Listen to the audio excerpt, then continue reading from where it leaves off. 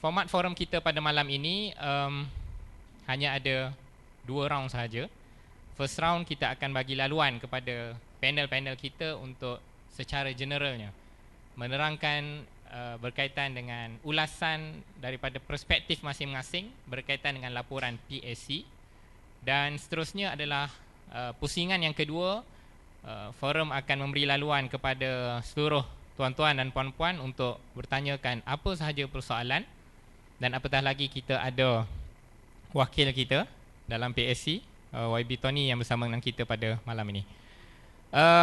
Sudi untuk saya berkongsikan tentang satu cerita dan satu kisah yang datangnya daripada Panglipo Lara, filosofer from Turki, Mullah Nasruddin nama dia. Dia menceritakan satu kisah yang agak menarik, yang mungkin saya nak mulakan forum kita dengan satu kisah ini. Iaitu dikatakan tentang Mullah Nasruddin, seorang yang sangat pemurah hati, yang suka memberi pinjam barang-barang kepentingannya kepada jiran sebelah. Jadi satu ketika, sebagaimana yang dijangka, jiran sebelah dia datang ke rumah Mullah Nasruddin ni, minta untuk pinjamkan seekor keldai.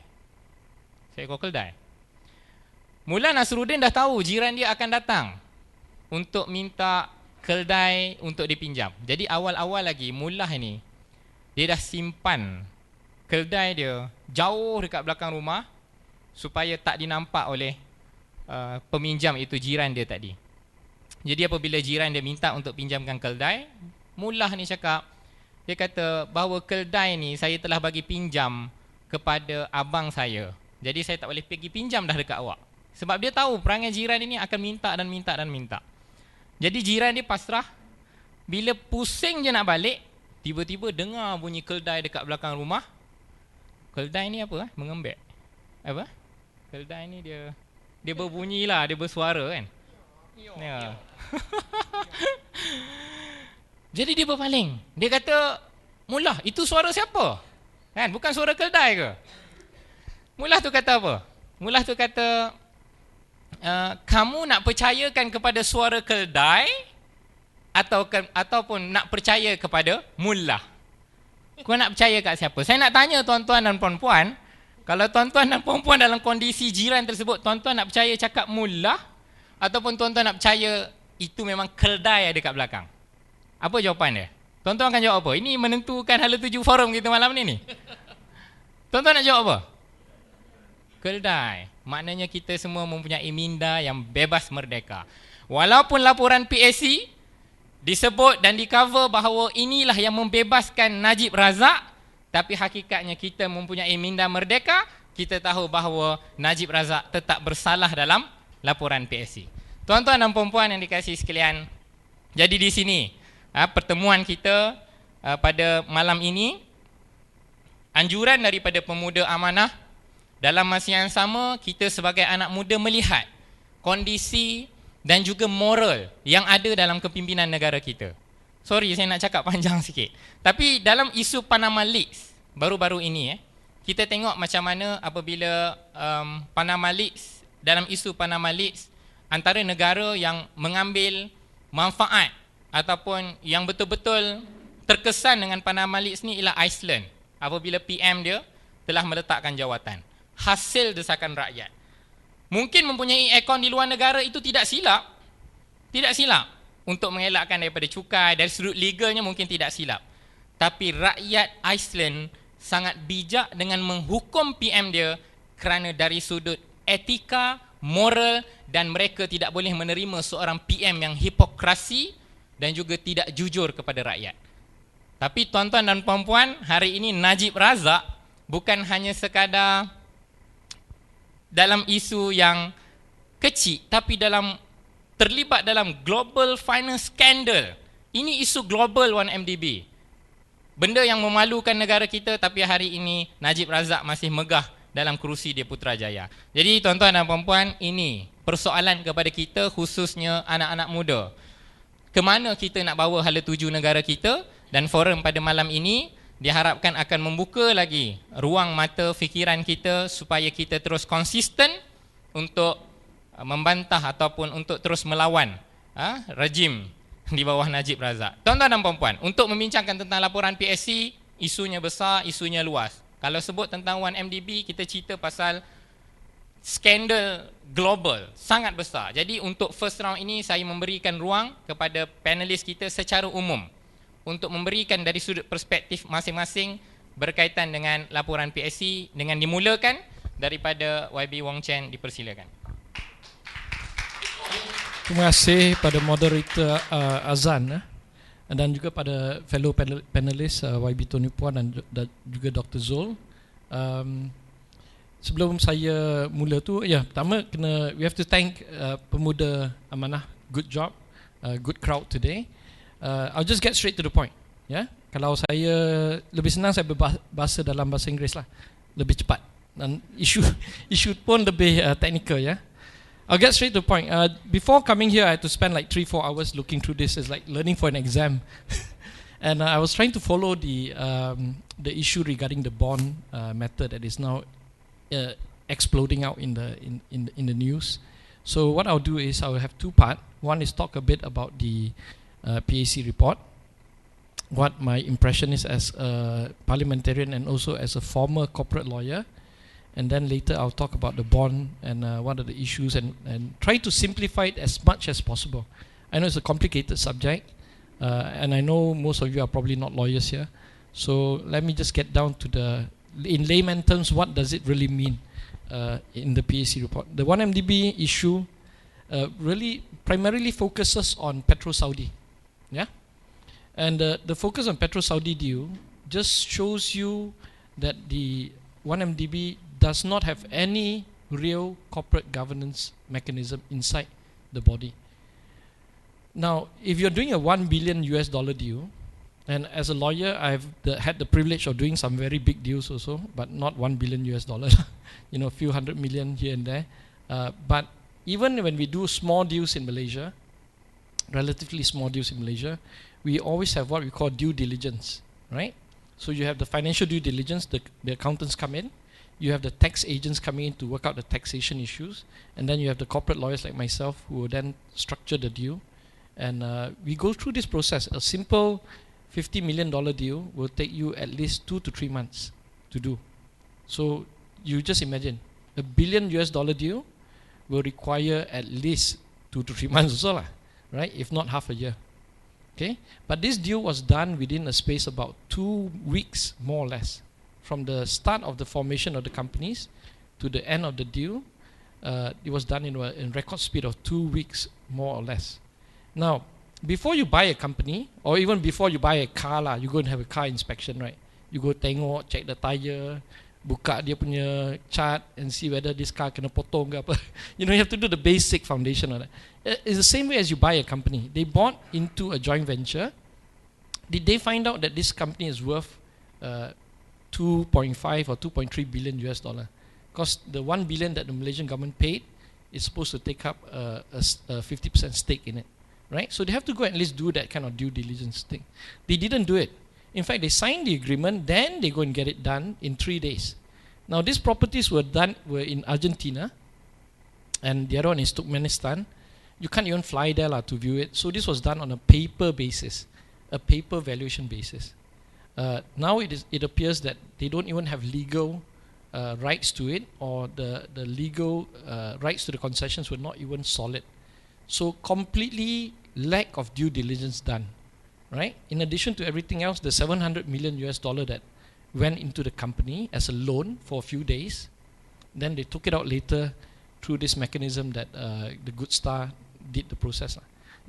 So in very simple terms, this deal was rushed. It cannot be rushed for such a big deal. It's not normal, right? There was no financial due diligence. There was no valuation due diligence done by any proper valuation methodology.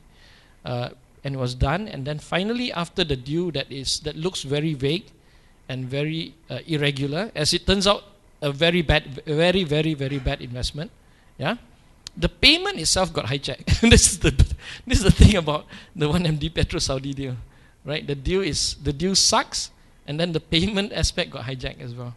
So now the PAC report talks about one person being responsible for everything.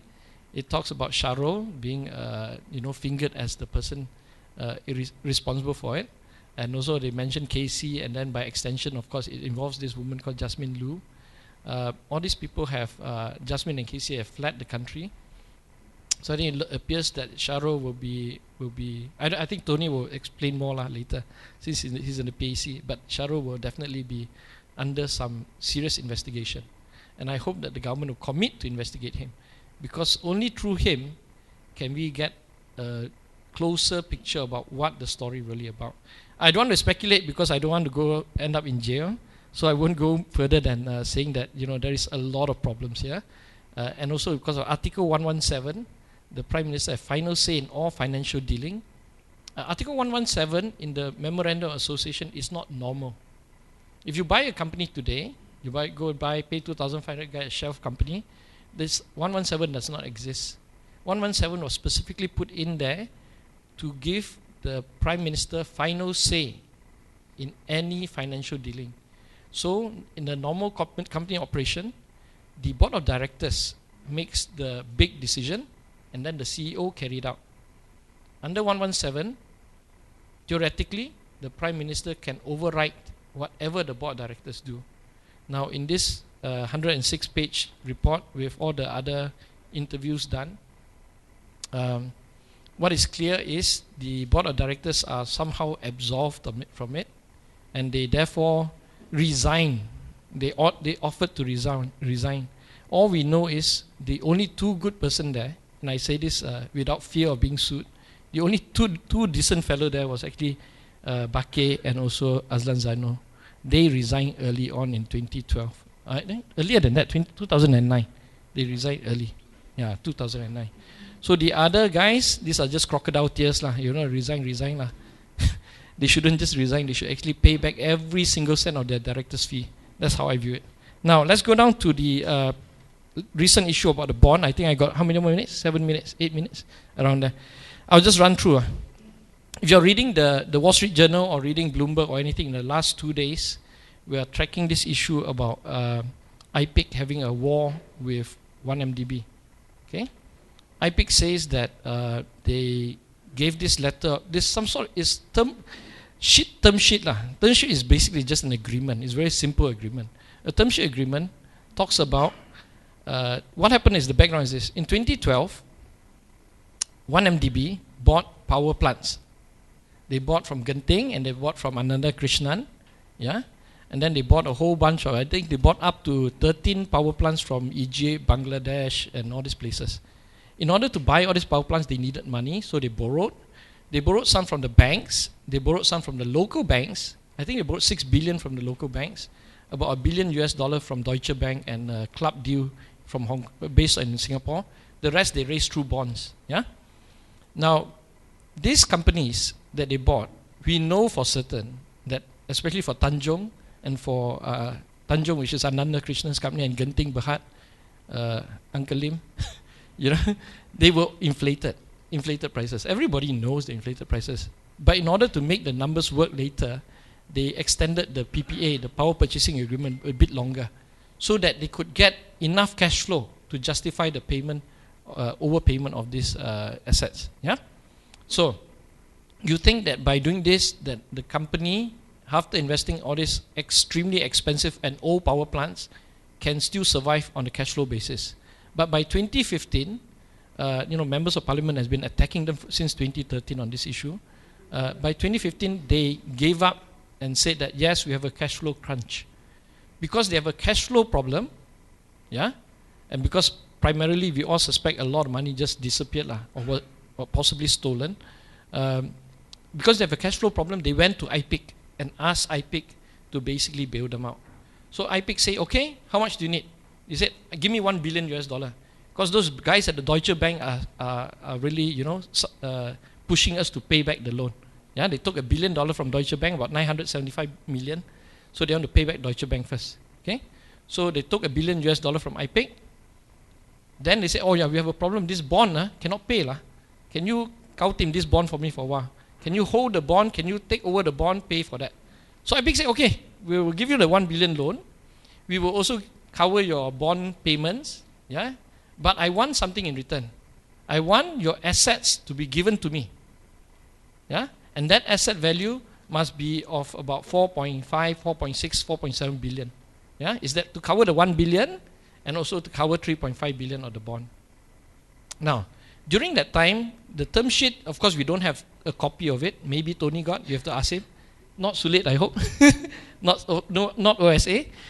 But more or less, we can gauge that the government just had to survive the cash flow for that 2015 June. They were in deep financial trouble, so they just want the cash flow to run. But the government supposedly has been paying them back a few hundred here, a few hundred million now and then. Yeah. The only problem is the money did not go to IPIC. So this is what IPIC claims are. Yeah. But they were willing in June 2015 to give the money. That's important because back in June 2015, 1MDB still got two main assets. First, they got the Bandar Malaysia and TRX, the land, and then they got the power plants. Yeah. But by November 2015, they were already negotiating with the Chinese government to sell these two assets away. So they sold the assets to the Chinese. Chinese made the final payment sometime last month, which is why the ringgit is so strong now. You know, the Chinese converted the money into ringgit. Ringgit popularity went up, or the ringgit they converted to ringgit. So ringgit strengthened. Yeah, but the issue is this: sometime once the assets moved out, whatever remaining in YMDB that is supposed to go to IPIC is cash, which the IPIC people believe do not exist, and also this funny thing called units, units of investment. Yeah, so nobody wants these units because it's units of a subsidiary of 1MDB. It's not units of Templeton's investment bond. It's not units of this kind of thing. You know, it's not units of tradable. So I think what happened was, IPIC, from the IPIC point of view, they realized that they've given away their money and now there's no asset to back them anymore because the asset went to China, Chinese company. So what is remaining there is just some form of cash and some sort of units. Units which is of no value to them. So they started to panic. And I think they also removed the two guys, Husseini and Kubasi, from the IPIC post, and now they are in the process of recovery. They are also starting their investigation in earnest to find out what has really happened.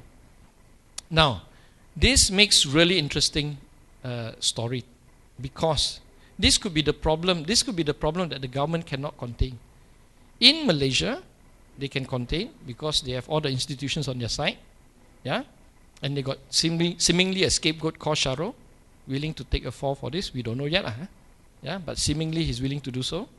But at the Abu Dhabi side, at the IPIC side, IPIC being a listed entity in London Stock Exchange, that is beyond the control of the government here. So stay tuned. The story will get much bigger, and I think I have to end soon. I just want to say this last thing. It ain't over until the fat lady sing, as they say, right? I hope that when it's finally over, the fat lady won't be singing, but will be crying in jail. Thank you so much.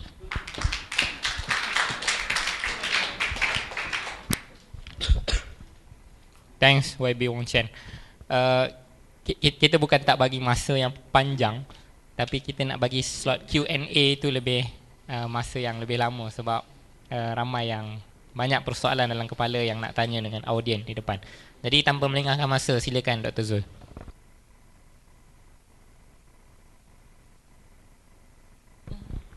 Could I have your laporan? Terima kasih saudara Azan selaku moderator, sahabat-sahabat panelis, YB Tony, YB Wong Chen, kawan-kawan fellow Malaysian semua, Assalamualaikum, selamat malam, salam reformasi, salam amanah,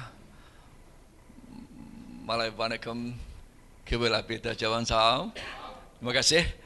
Saya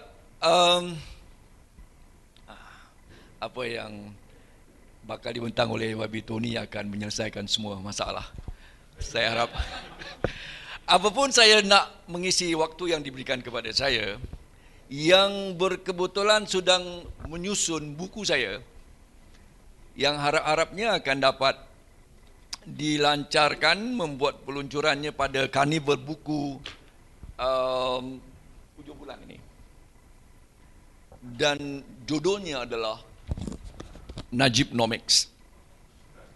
For the first time I'm going to write this in Malay. I've not got any Malay book until now, so this is in bahasa Najibnomic rahmat atau malapetaka. A bane or a bone. And the first chapter, incidentally, is on 1MDB. Dan saya mengumpul semua penulisan saya, yang berkebetulan saya mula menulis in 2014 lagi. Dan tajuk pertama saya ketika menulis bab, saya menyusun balik mana artikel-artikel yang saya rasa tidak berapa sudah di overtaken by event ataupun sudah ini saya tinggalkan, tetapi tajuk pertama saya ketika saya menulis itu untuk pengetahuan saudara adalah pada 17 November 2014 dan saya menjudulkan tulisan itu sebagai 1MDB, Najib mangsa pertamanya. I was audaciously committed to that opinion di hujung 2014 lagi. And today, as the day passes by, ya, demi masa kita dapati bahawa nampak-nampak nujum pak belalang saya nak menjadi ni. Bahawa Najib akan menjadi mangsa for the monster that he has created. For the Frankenstein yang dia telah cipta. Jadi saya bercadang untuk mengisi waktu, kalau saya nak cepatkan, jadi saya boleh membaca daripada penulisan saya yang terakhir. Saya kesempatan baca, ya, walaupun saya bukan lagi ahli parlimen, tetapi saya pinjam daripada Ghb Ahmad, who always want to lend me his dokumen-dokumen. Dia suruh saya baca waktu dia syarah di parlimen. Kalau saudara perhatikan, poin saya yang pertama, kalau saudara perhatikan dalam laporan 106 muka is only di laporan. Thereafter are all the proceedings. So that's why you look lebih daripada 106 muka ni, bukan? Kerana the rest are all proceedings. Mereka muatkan dalam laporan ini, ya. Nah, muka surat pertama adalah yang paling penting bagi saya. Kerana ia menetapkan bidang kuasanya, jawatan kuasa, ya, kira-kira wang negara ini yang diberikan mandat, ya, of the term of reference, bidang kuasanya. Dan dalam muka pertama, kalau sudah perhatikan, dalam 5 bidang dalam 5 bidang kuasa yang mereka tetapkan, saudara akan dapati bahawa seperti mana yang YB sebutkan sebentar tadi, YB Wong Chen sebutkan tadi, tidak ada langsung bersabitan dengan isu derma sama ada 2.6 ke ataupun 4.2, ikutlah mana schools of thought you have want to believe, it is 2.6 ke atau 4.2 even more than that now.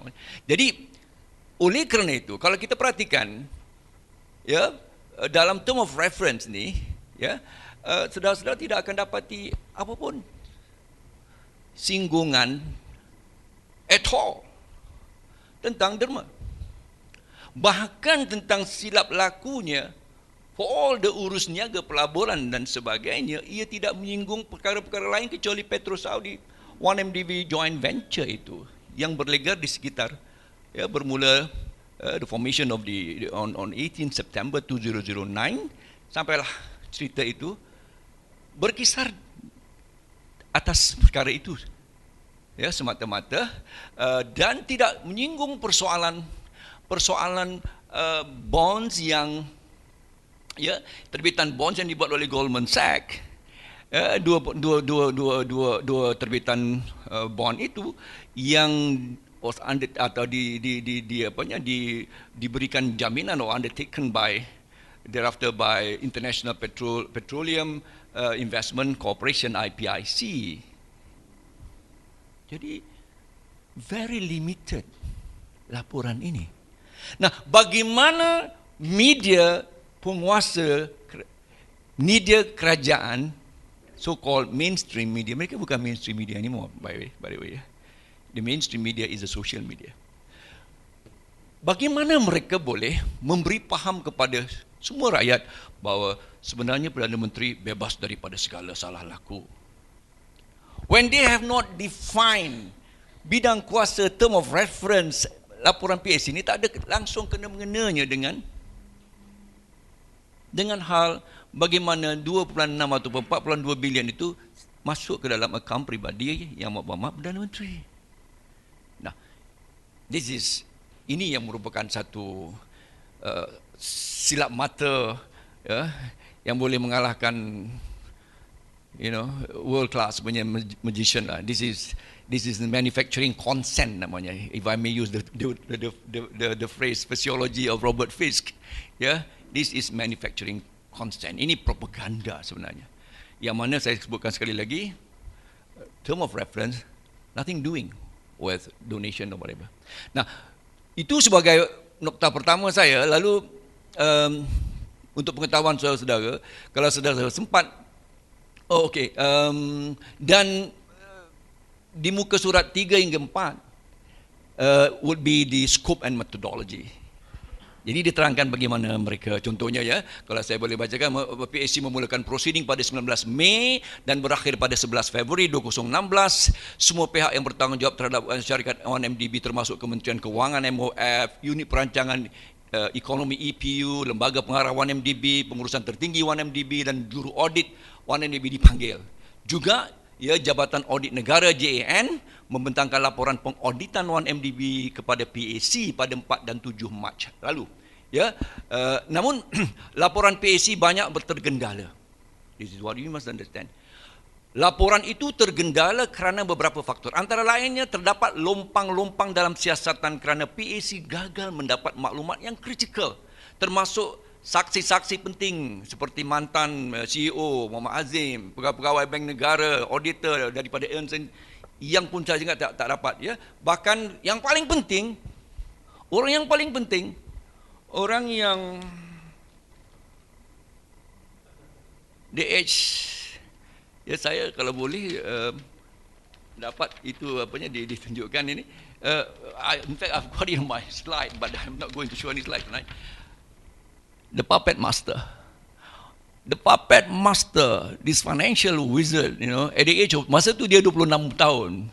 That was 6 years ago lah. In fact, kegiatan dia ni from 2006 lagi.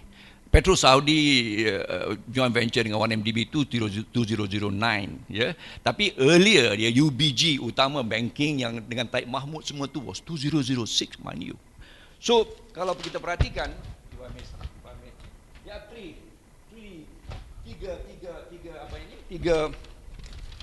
tiga perkara besar ini. And what this laporan PAC talks about is only this. The Petro Saudi Internet, the 1MDB JV company, yang akhirnya you find 700 million going to Good Star Limited, miliknya, account miliknya Jolo itu. Tetapi as to the bonds dan juga as to the murabahan notes, selepas that joint venture company wind down, mereka tubuhkan joint venture company pada 25 September, sign MOU whatever, perjanjian terma-terma persetujuan di JV company. 31st of March 2010 sudah tidak ada. That JV company was meant to serve a purpose of transferring of this money. Now, I am of the opinion, that the entire thing, setelah kita look back retrospectively, you tend to feel that semua ini adalah, maaf cakap, I can be sued, lawyer, tolong pertahankan saya, almost like premeditated lah. If it is criminal, if it is a crime like apa dipanggil pembunuhan, if it is a case of CPC pembunuhan lah, murder, then you must have apa dia panggil, mansria. You must have satu yang you memang intend to kill. But looking back with all this, with the wisdom of hindsight, orang kata, setelah kita lihat balik laluan, the wheeling and the dealing and the money trail that has gone so far, anda tidak akan dapat membuat keputusan kecuali membuat penegasan bahawa kesemua ini adalah hampir-hampir satu yang dirancang oleh the real master puppet ini. Maaf, I want to be proven wrong, and time will tell. Already we have got all the evidences, dan I think YB Tony is ready to take on all by way of his life. Jadi saya hanya sekadar mau menyebutkan di sini, ya, kalau saya boleh diizinkan to continue. So this is severely compromised. You don't have the Attorney General Peguam Negara punya report dalam ini, dan dia pun tidak mau berkongsi banyak perkara. Jolo did not manage to berdepan dengan PAC, dan juga minta maaf yang bawa Perdana Menteri sendiri. Not only that, bukan saja dia tidak mau hadir, they were not willing to provide critical evidences and information that would really bring to book sesiapa pun yang terlibat dalam hal ini. Jadi itu yang saya rasa penting untuk saya sekadar sebutkan. Lalu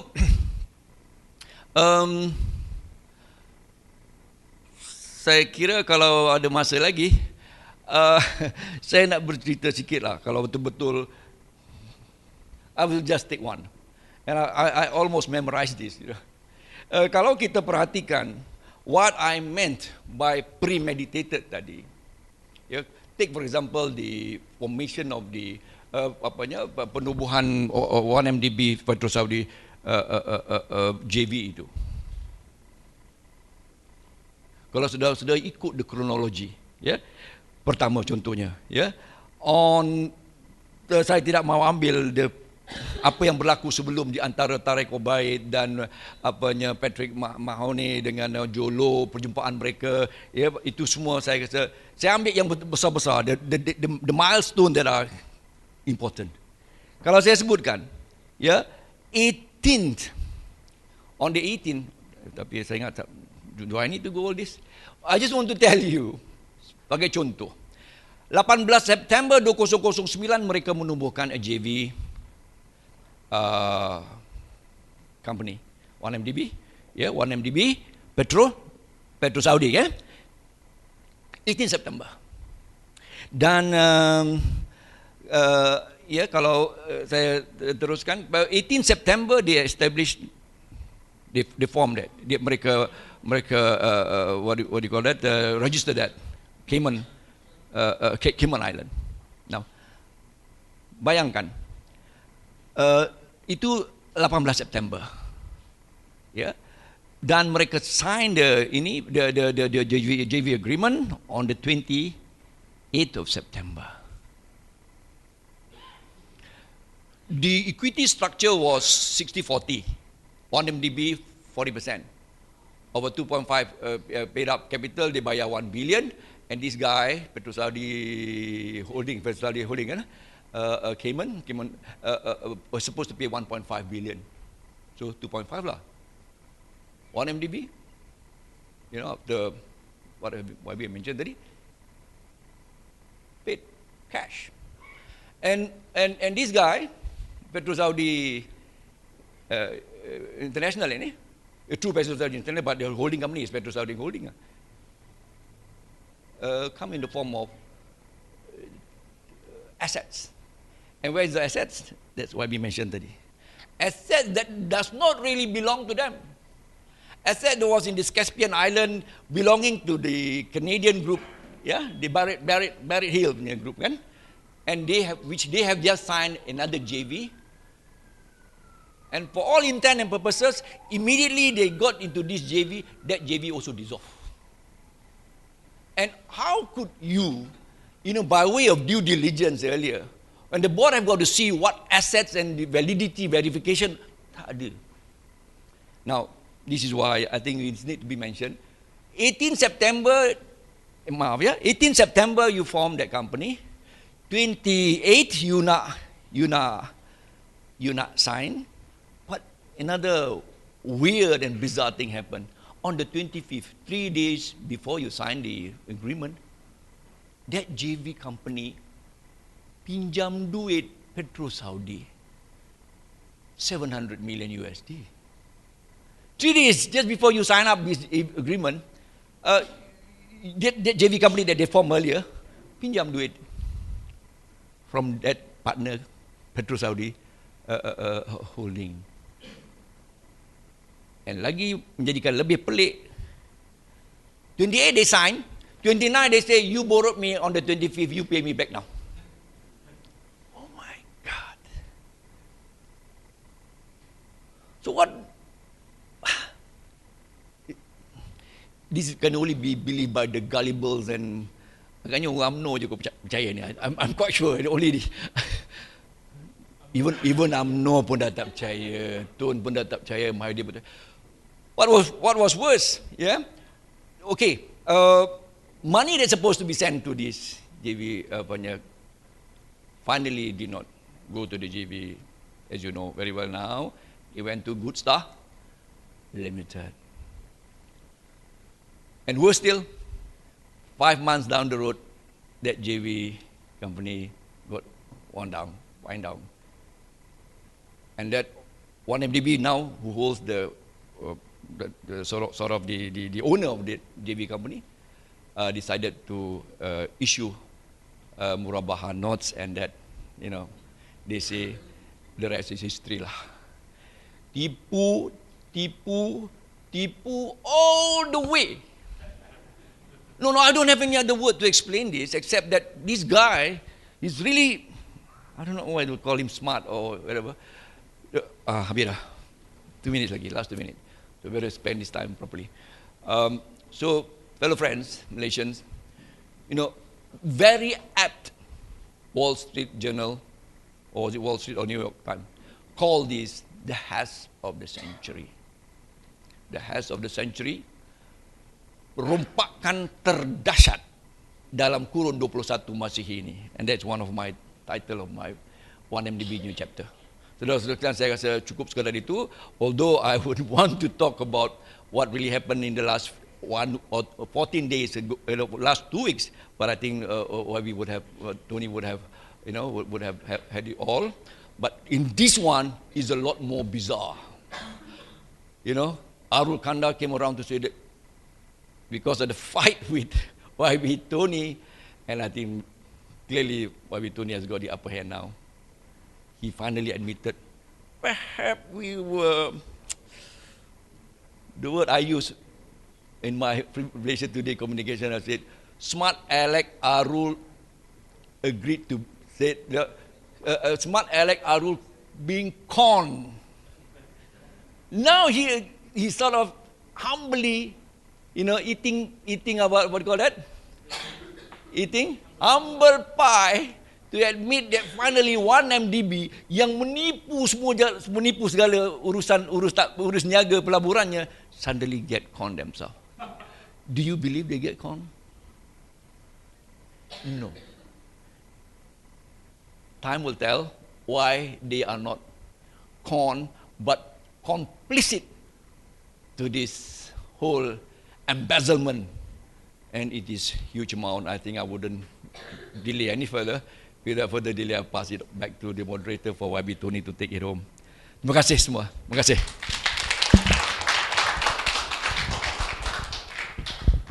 Terima kasih Dr. Zul.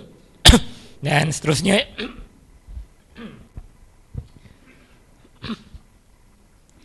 kita berpindah kepada wakil kita di dalam Jawatan Kuasa Kira-kira Wang Negara PSC, iaitu YB Tony Phua, yang saya kira semua ternanti-nanti untuk mendengar pembentangannya, dan kita bagi lebih masa pada YB Tony untuk membentangkan ucapan beliau. Silakan.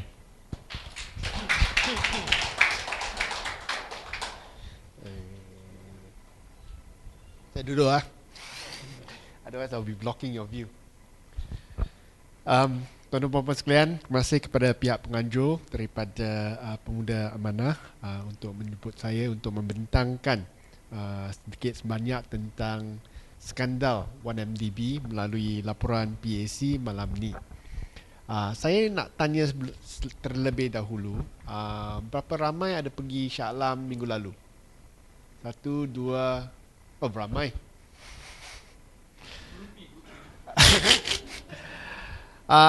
Unfortunately, probably about half the things I'll say is about repeat, but I suppose say it faster.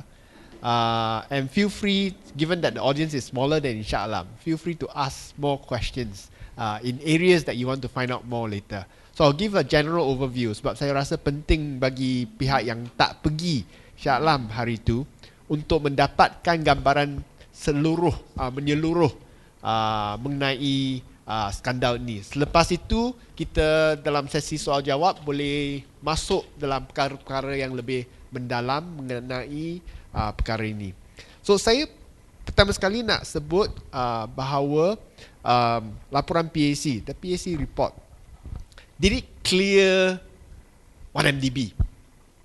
Actually, the reason why we allowed the PAC report to be tabled, BN people say, if you disagree PAC report, you should table a minority report. Actually, we agree fully with the PAC report. No, we don't think there's anything wrong with the PAC report. But somehow the PAC report we read is different from the one that BN reads. So kita tak faham. Memang sebut dalam PAC report banyak masalah, bermuka-muka surat. You just read it lah. Anyone just pick it up, read it. Don't have to read the whole 106 pages or even the 500 pages including. Just read the first few pages, read the summary. Already it tells you many problems in there. And you don't even need to understand the complicated stuff. You see that the writing there, salah macam ni, tak bagi tahu kepada lembaga pengarah, mengelirukan lembaga pengarah. Banyak perkataan-perkataan yang menunjukkan bahawa memang banyak masalah dalam 1MDB. So, tapi saya nak rumuskan perkara-perkara yang paling penting sebab nak baca 106 muka surat ataupun seluruh laporan tersebut termasuk handset memang sukar. Okay, yang paling penting, Jabatan Negara menyebut bahawa 1 bilion yang dibayar kepada Good Star tak dapat disahkan. 3,5 bilion yang dibayar kepada Aba Investment PJS Limited tak dapat disahkan. 940 juta yang disebut disimpan dalam bank BSI di Singapura tak dapat disahkan. 1.56 bilion pelaburan di dana pelaburan asing melalui syarikat 1MDB Global Investment tak dapat disahkan. So, apa yang sebenarnya berlaku di sini di mana Jabatan Audit Negara boleh melaporkan kepada PAC bahawa 7 bilion US dollar ini, bukan ringgit, 7 bilion US dollar ataupun lebih kurang 28 bilion ringgit tak dapat dikesan ataupun tak dapat disahkan. That's something big, right? Problem, right? Maksudnya 1MDB merahsiakan transaksi-transaksi, dokumen-dokumen, menyembunyikan dokumen-dokumen ini daripada Ketua Audit Negara. So the whole point about the PAC finding out all these things, we can't find out because they refuse to give us the documents. And you can only suspect, why did they refuse to give us? Because there's a lot of things to be hidden inside. And over the last few days, we have found out a lot of things. Okay? Now, some of these items have been mentioned in brief by Saudara Wong Chen dan Saudara Dr. Zul. First of all, bond. 1MDB ada pinjam 3,5 bilion untuk beli 2 buah syarikat tenaga. Okay, Tanjung dan juga Genting Sanyet. Okay, dengan harga yang mahal itu dah disebut, saya tak sebut lagi. Tak apa, beli. Tapi 1MDB tak ada aset untuk membuat pinjaman. Tak ada orang akan pinjam kepada 1MDB kerana bank account kosong. Okay? Dan kerajaan pada masa itu nasib baik tak memberikan jaminan secara langsung. So, dia orang cari syarikat IPIC, iaitu anak syarikat kepada kerajaan Abu Dhabi, the Sovereign Wealth Fund of Abu Dhabi, untuk memberikan jaminan. So oleh kerana IPIC berikan jaminan, 1MDB berjaya mengumpul dana sebanyak 3.5 bilion untuk beli syarikat ini. Tapi ada syarat. Kita diberitahu ada syarat. Syaratnya kena bagi cagaran sebanyak 40% kepada IPIC. So ia maksudnya 1.367 bilion dibayar kepada anak syarikat IPIC yang bernama Abah Investment PJS Abu Dhabi, yang merupakan anak syarikat kepada IPIC.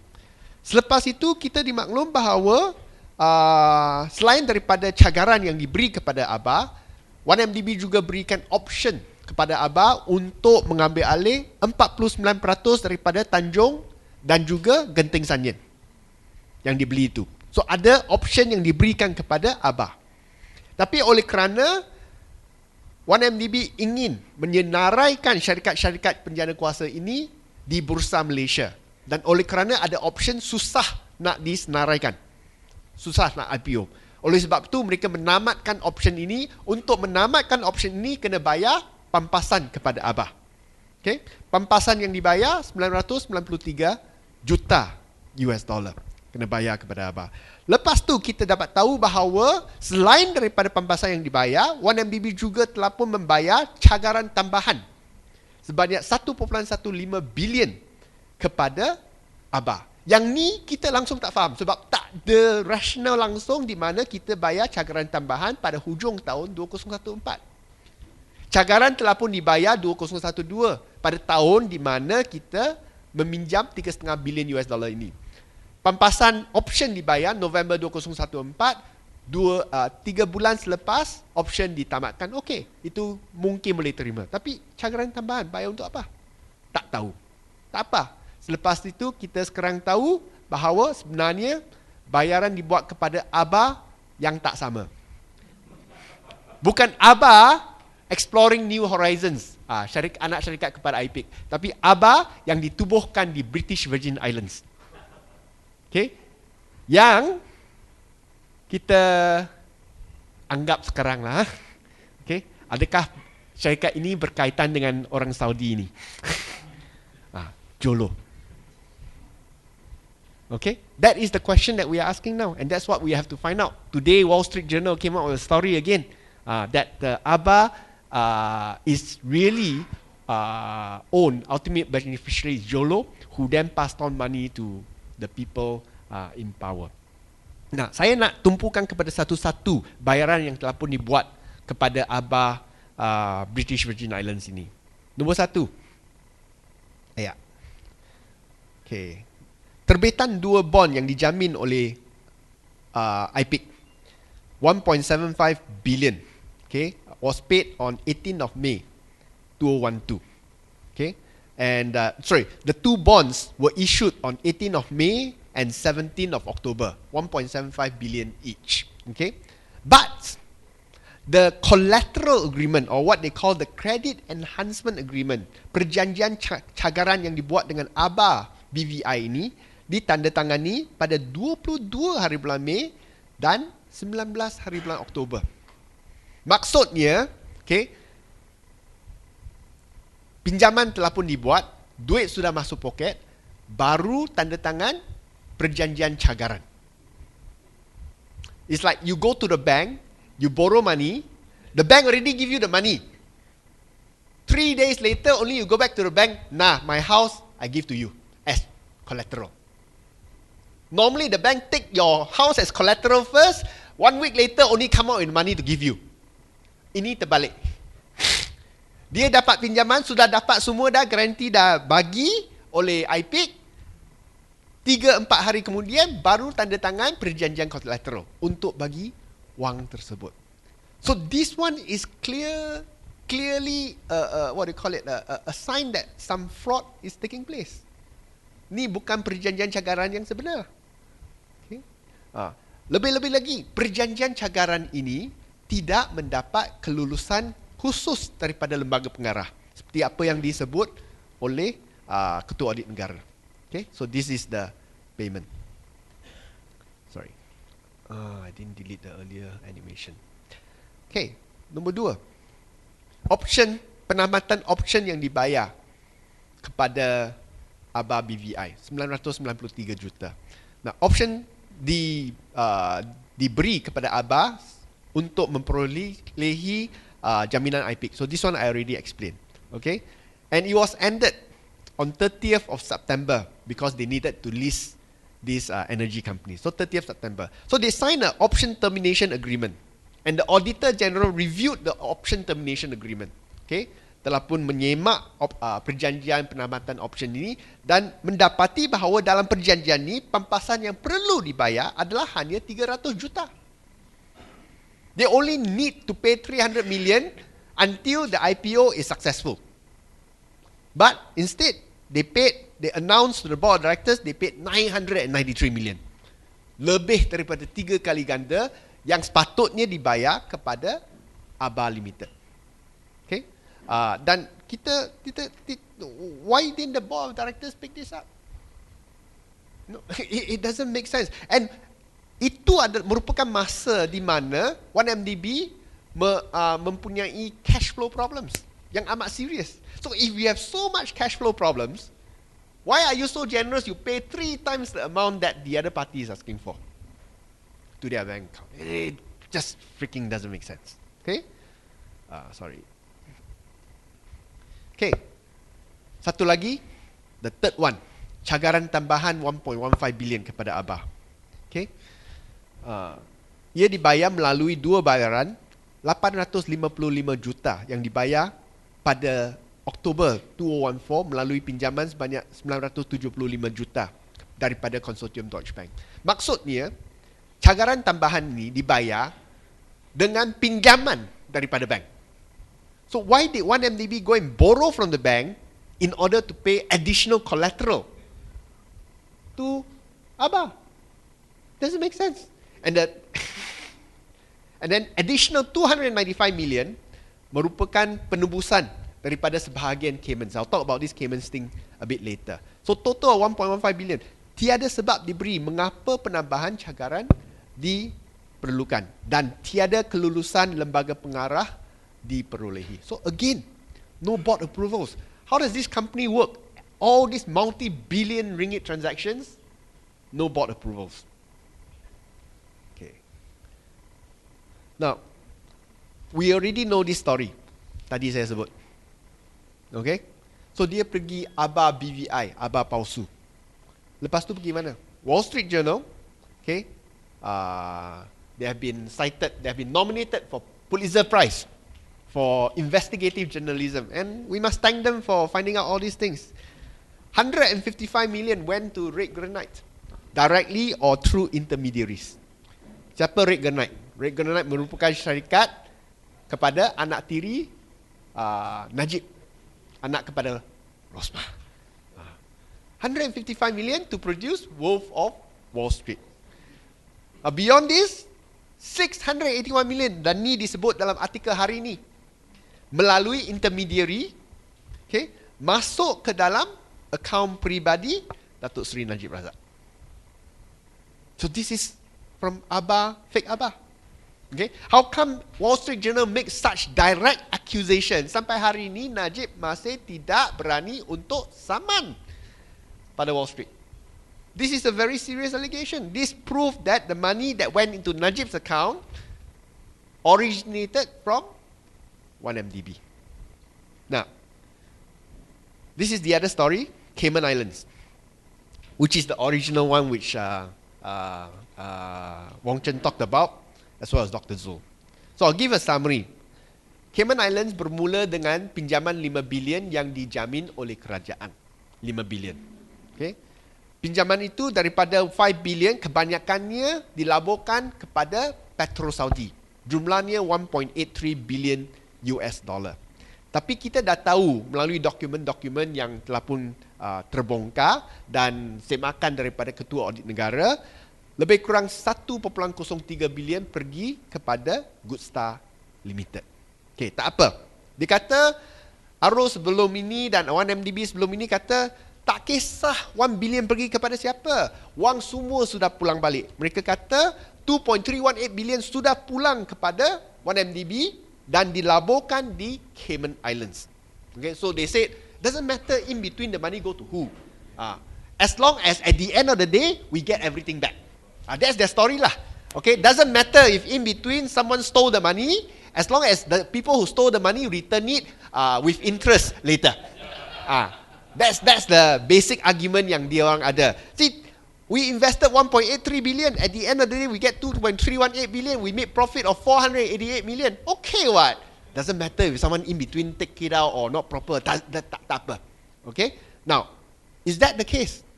If that's the case, at least kita boleh sebut, close one eye lah, asalkan duit tu selamat, duit rakyat tak hilang, at least not so bad lah. Tapi is that true? Okay? So, masuk dalam Cayman Islands, lepas itu kita kasih desakan lah. Pressure. Who's this Cayman Islands fund? Saya makan dalam laporan Ketua Audit Negara menyebut bahawa bila 1MDB melabur ke dalam syarikat ini hanya 1 month old. Syarikat ini hanya 1 bulan saja. Dia punya Business mungkin pun belum start 1 month. Hayat dia. Lepas tu dia juga mendapati bahawa syarikat ini tidak mempunyai lesen pelaburan. It is not a licensed fund manager. No license from Cayman, no license from Hong Kong, no license anywhere. Tak ada. And that's the reason why 1MDB pada masa itu refused to disclose who are the fund managers of this money. If you go through records 2012, 2013, we kept asking. Dia orang tak bagi. Okay? Siapakah sebenarnya investment bank yang melaburkan 2.318 billion ini? Tapi dengan tekanan daripada kritik luar dan juga pembangkang, dan juga tekanan sedikit daripada pengarah. Pengarah dalam minit seluruh tahun 2013, 2014 minta kepada pengurusan bawa balik wang lah. Kita susah sini, kritik banyak di luar. If you read they read the minutes, a lot of pressure. The directors are scared. No, directors are scared. Can you bring back the money? The management just ignored. But finally, pada hujung tahun 2014, mereka terpaksa mengambil tindakan kerana Deloitte, walaupun merupakan auditor saya rasa yang teruk sekali, tapi dia orang pun dah takut. Can you bring back the money? Otherwise we won't sign off the accounts. For 2014 accounts, March 2014. Bring back the money, otherwise we won't sign off the accounts. So akhirnya mereka kata kita dah bawa balik. Okay, they said they brought back, but the balance of it, the most of it was used, but the balance of it is the 940 million yang dikatakan letak dalam BSI Bank Singapore. So the earlier amount I'll talk about a bit later, but the balance they said is redeemed and is parked in BSI Bank. At first Arul say cash, Najib say cash in Parliament, then after the expose by Sarawak report, Najib then say it's assets in Parliament. After they say assets, I asked what assets, is it shares, is it property? No, they then say it's not assets, it's units. Then last 2 months ago when I asked in Parliament again, what units is it? Unit trust, sure got manager. Who's the fund manager? Don't have fund manager. Where is it? It's still in Cayman Islands. Maksudnya keseluruhan cerita yang dia orang bagi itu semua tipu. It is a cover-up lie. This 940 million doesn't exist. And that's the reason why Ketua Audit Negara tidak dibenarkan untuk menyemak penyata kewangan syarikat 1MDB di BSI Bank. They were not given any statements to prove that this money is there. Now, the earlier payment that was made, sebelum 940 million, 1MDB bagi tahu auditor, kita dah menebus setengah ataupun 55% daripada pelaburan di Cayman Islands. Dia kata menebus 1.22 billion. Tapi dalam laporan laporan audit syarikat, bukan Ketua Audit Negara, laporan audit syarikat, ada disebut 1.22 billion ditebus, tapi kesemuanya digunakan serta-merta. Immediately used. Used for what? They say used to pay 933 million to ABA for termination of options. This is how it's connected to the earlier story. 933 million paid for termination of options with Abah. Okay. Selepas itu 295 for cagaran tambahan kepada Abah. Why do they use this? This is to cover up for the fact that sebenarnya duit di Cayman Islands sudah hilang. But they pretend they paid it to Abah, okay, to make it real. When in actual fact, the Abah is also a fake Abah. So one fake investment to a fake company. That is what actually happened. But they still need money. So what did they do? They took a loan from Deutsche Bank, 975 million, and they paid 855 million to, again, Abah BVI. And we all asking questions whether this guy is behind Abah BVI. Not only that, okay, as we announced, the PAC Pembangkang announced today, okay, Bank Negara informed the PAC. No, Good Star Limited, we always ask, why you pay 1 billion to Good Star Limited? No, dia orang selalu jawab kata, oh, Good Star Limited merupakan syarikat, anak syarikat kepada Petrol Saudi. We say, show proof that it is anak syarikat kepada Petrol Saudi. So instead, they showed PAC a letter, surat daripada Petrol Saudi yang kata Good Star Limited merupakan anak syarikat kita. Now, kalau pergi mahkamah nak tunjuk sama ada satu syarikat merupakan anak syarikat, what do? You tunjuk dokumen SSM. You tak tulis surat kata ini syarikat saya dan minta supaya hakim terima. Cannot what? So in this case tak ada. Dan lepas itu Bank Negara dalam satu suratnya menyebut bahawa Good Star Limited merupakan satu syarikat yang dimiliki oleh seorang individu yang tidak berkaitan dengan kumpulan Petrol Saudi. Ini menunjukkan bahawa 1MDB dan Petrol Saudi tipu kepada kita. So they are collaborating. Okay? And kita nak tahulah, adakah Good Star Limited juga dimiliki oleh Jolo, ultimate beneficiary. Kita dah minta supaya pengerusi PAC menulis surat kepada BNM, Bank Negara, untuk mendapat jawapan. Siapakah pemilik sebenarnya? Tapi tak tahu sama ada pengerusi dah terima ke belum terima jawapan lah. Beliau belum maklum kepada ahli-ahli PAC. Okay, last one. Last of the missing money. Not last one. Okay, 1MDB juga telah pun selepas 3,5 bilion dipinjam, dia pinjam lagi 3 bilion. Okay, yang diberikan surat sokongan daripada kerajaan, di mana 3 bilion ini sebenarnya untuk menubuhkan satu syarikat usaha sama dengan Abah. Di mana kita melabur 3 bilion, Abah melabur 3 bilion, kita menjayakan Tun Razak Exchange. So tujuannya adalah untuk menjayakan Tun Razak Exchange. Tapi the joint venture never took place. Okay, joint venture ini never took place. So where did the money go? They raised the money already. Okay, nearly half of it they invested in some funds overseas, which again the Auditor General is unable to verify. And the balance of it, 1.16 billion, dah hilang guna, used up. Where tak tahu. Okay, so these are the questions about 1MDB investments overseas. Okay, now we heard about that asset swap. It was also explained by Wong Chen just now. So I'll be very quick. 1MDB was desperate. Tak ada duit lagi. Ada hutang banyak yang kena bayar. Okay, terpaksa cari savior, penyelamat. So dia orang cari IPIC yang sebelum ni memberikan jaminan 3,5 bilion kepada 1MDB. Dan IPIC pun mungkin takutlah kalau kita tak bantu, nanti 3,5 bilion kita terpaksa bayar. So they agreed to sign this debt asset swap agreement dengan 1MDB. Okay, di mana 1MDB diberikan bayaran awal, advance, sebanyak 1 bilion untuk menyelesaikan hutang mereka. Okay, so they gave the 1 billion in June 2015, 10 months ago. Okay, selepas itu IPIC setuju untuk mengambil alih 3,5 bilion pinjaman daripada 1MDB. So IPIC akan ambil alih pinjaman tersebut. Dengan syarat lah, tapi saya sebut syarat nanti. Okay? Dan IPIC juga akan menanggung segala faedah, okay, untuk bond ini yang 3,5 bilion untuk 1 tahun lah, dari bulan Jun sehingga Jun tahun ini. Okay. Syarat dia pada Jun tahun ini, 30 hari bulan Jun, okay, 1MDB akan menyerahkan aset bernilai saksama dengan kesemua yang di atas, lebih kurang 4.7 bilion. That's the deal. Okay. So I give you 1 billion advance. I promise to take over your bonds. Okay. On the condition, next year in June, this year lah, okay, you will hand over 4.7 billion worth of equivalent assets. Okay. Tapi kita dah tahu 1MDB cannot. Because why?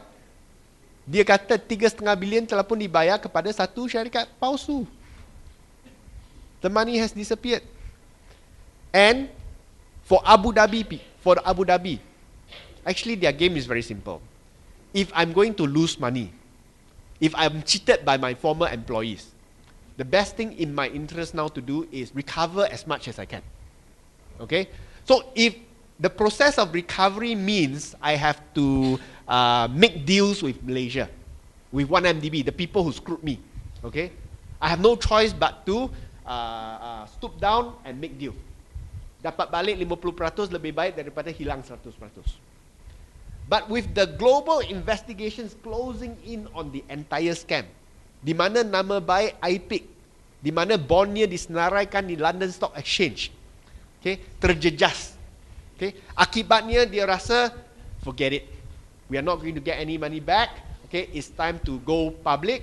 They have arrested their former officials. They have stated that we never received money from 1MDB in the fake ABA, which is not related to us. And now, diorang telah pun mengumumkan bahawa perjanjian debt asset swap ini tidak laku lagi. Okay, 1MDB kena bayar balik 1.1 billion. Itu 1 billion bayaran awal dan 100 juta faedah yang telah pun dibayar bagi pihak 1MDB. 1.1 billion dalam jangka masa 5 hari. Okay? So they have to pay now. Kalau tak mampu bayar, siapa kena bayar? Kita kena bayar. Kenapa kita kena bayar? Orang yang bodoh dalam Ministry of Finance, dalam perjanjian debt asset swap, okay, di mana kalau 1MDB gagal menyerahkan aset bernilai saksama dengan segala advance yang telah pun diberikan oleh IPIC, Kementerian Kewangan akan tanggung. How much is that? As much as 4.7 billion dollars. I asked, if you read the handset with Syarul, come give me I forgot the page. If you read the handset, I asked Syarul,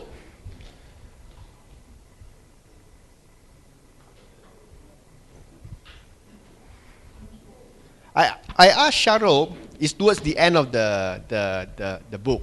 Okay, do you know that in this deal, Ministry of Finance is effectively build out 1MDB. Masa tu kita belum tahu akan tak jadi lagi lah. You know, if 1MDB is not able to pay, you know, MOF have to pay because MOF indemnified IPIC in the process. You know what's Syarul's answer kat dalam? Oh, we thank MOF lah. Then I ask Syarul, sekarang you masih director, pengarah dalam syarikat 1MDB, di mana shareholders merupakan MOF 100%. Don't you have a duty to protect your shareholders? His reply was, per Companies Act, and I'm sure Saudara Wong Chen can verify this, okay, my first duty is to the company. So, selamatkan 1MDB dulu, tak apalah shareholder kena tanggung semua. That was his answer to the PAC. SC. Okay, we'll come to that discussion later. Okay. Okay, so a quick additional summary. Hutang yang mungkin kena ditanggung kerajaan sekarang. Nombor 1, jaminan kerajaan yang diberikan 5 bilion bond yang pertama. Selepas tu pinjaman 800 juta daripada SOXO yang dijamin kerajaan. Selepas itu SOXO won't be affected because it's guaranteed by the government. You know, but the government have to pay lah, you have to pay lah. You know, 3 bilion surat sokongan yang diberi bersifat jaminan untuk bond 3 bilion US dollar. 150 juta surat sokongan yang diberikan kepada Bank Exim yang bersifat jaminan, dan sekarang 4.7 billion US dollars indemnity yang akan ditanggung oleh Kementerian Kewangan, okay, kepada IPIC. Jumlah 7.85 billion US dollars and 5.8 billion ringgit, total of 36.4 billion effectively guaranteed by the Ministry of Finance. 5 billion was the first loan, very first bond that they raised to invest in Petro Saudi. Okay? Sorry. Okay, so that's my presentation. I've cut short other stuff, but feel free to ask questions that you need to ask later. Terima kasih.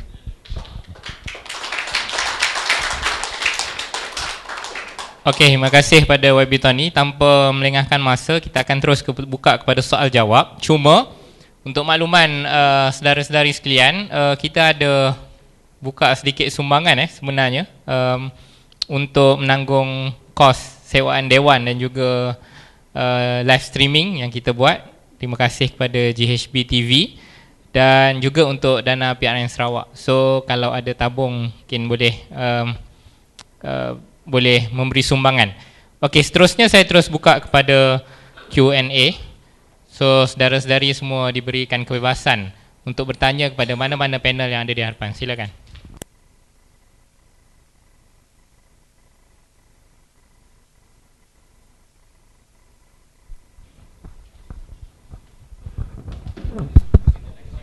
Okay, panel, thank you very much. I think most people in Malaysia and the world know that the money has been stolen, That one is not a secret anymore. I think everybody outside our cabinet believes it's been stolen. Only the cabinet doesn't believe it's been stolen. I think it's fair. And whether they believe or they try to justify is another matter. We seem to be highlighting every day, either from internal sources, like YB Tony, or Wall Street Journal. Wall Street Journal today came out and said that they can actually show the money coming in from 1 MDB to the fake Abra to Tano to the PM's account. Clearly, if somebody said that about my account, there'll be a lawsuit tomorrow, see. So we all know this story, and as you said earlier, we are in a situation of state capture. The entire government machinery has been corrupted. That's completely true. You can say it what way you don't like. So what I'm asking, as citizens, are we allowed to launch a citizens lawsuit? That's one. Two is, can I, as a Malaysian, take an injunction to stop MOF from paying, that 4.7 billion that's going to be paid now on a legal basis? That means every Malaysian or a few Malaysians get together. Like Mahathir now has taken, an injunction, a discovery on Najib's assets. Can we, like tomorrow, I say, okay, Wong Chen, I want to take an injunction. Never mind, we can pay the money to take injunction. Can we legally do it? Do I have locus standi for it? Because going to the police, forget it. I saw what the IGP said today. They formed a committee to study the PAC committee's report. This is, obviously trying to invent a camel out of a horse. So, if you want to delay anything, you form a committee. So that's what they're doing. Then another committee to investigate, the police committee that's investigating, the PAC committee that's investigating 1 MDB. I'm an ex-auditor myself. I posted on my blog. I've been an auditor for 31 years from Pricewaterhouse. I can do for free. Please hire me. I do for free. Right? And I'm ex-Pricewaterhouse. I can sign off as well. See? So I'm very frustrated because I've gone to all the forums that you've had. I've even said in many forums, I said, I think it's time for us to have a class action suit. 50,000 people sue the government. Have to sue the government because, the government is spending my money. So I have a right. I'm a taxpayer. So I should have a right, a locus standi, to injunct the government from conducting an illegal act. Thank you.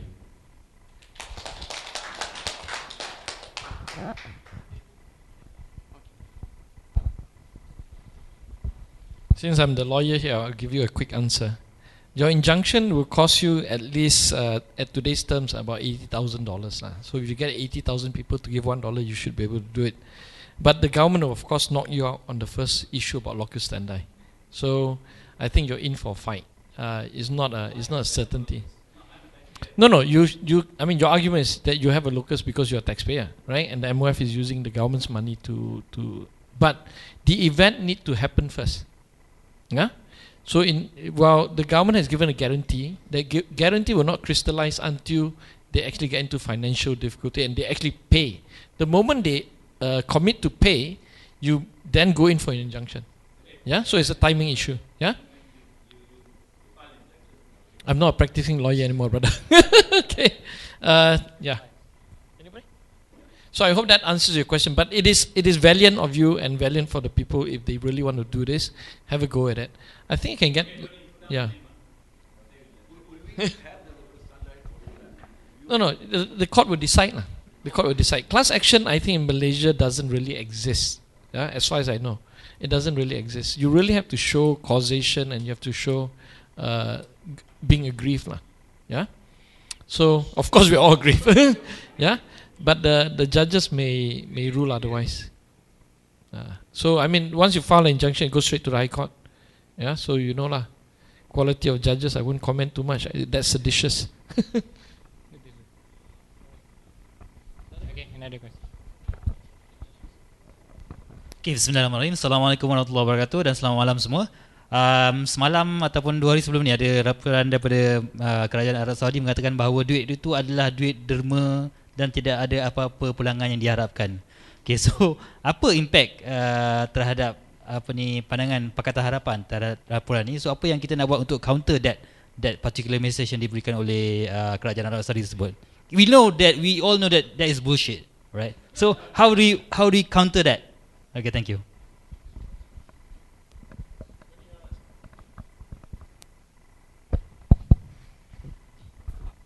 We know it's bullshit.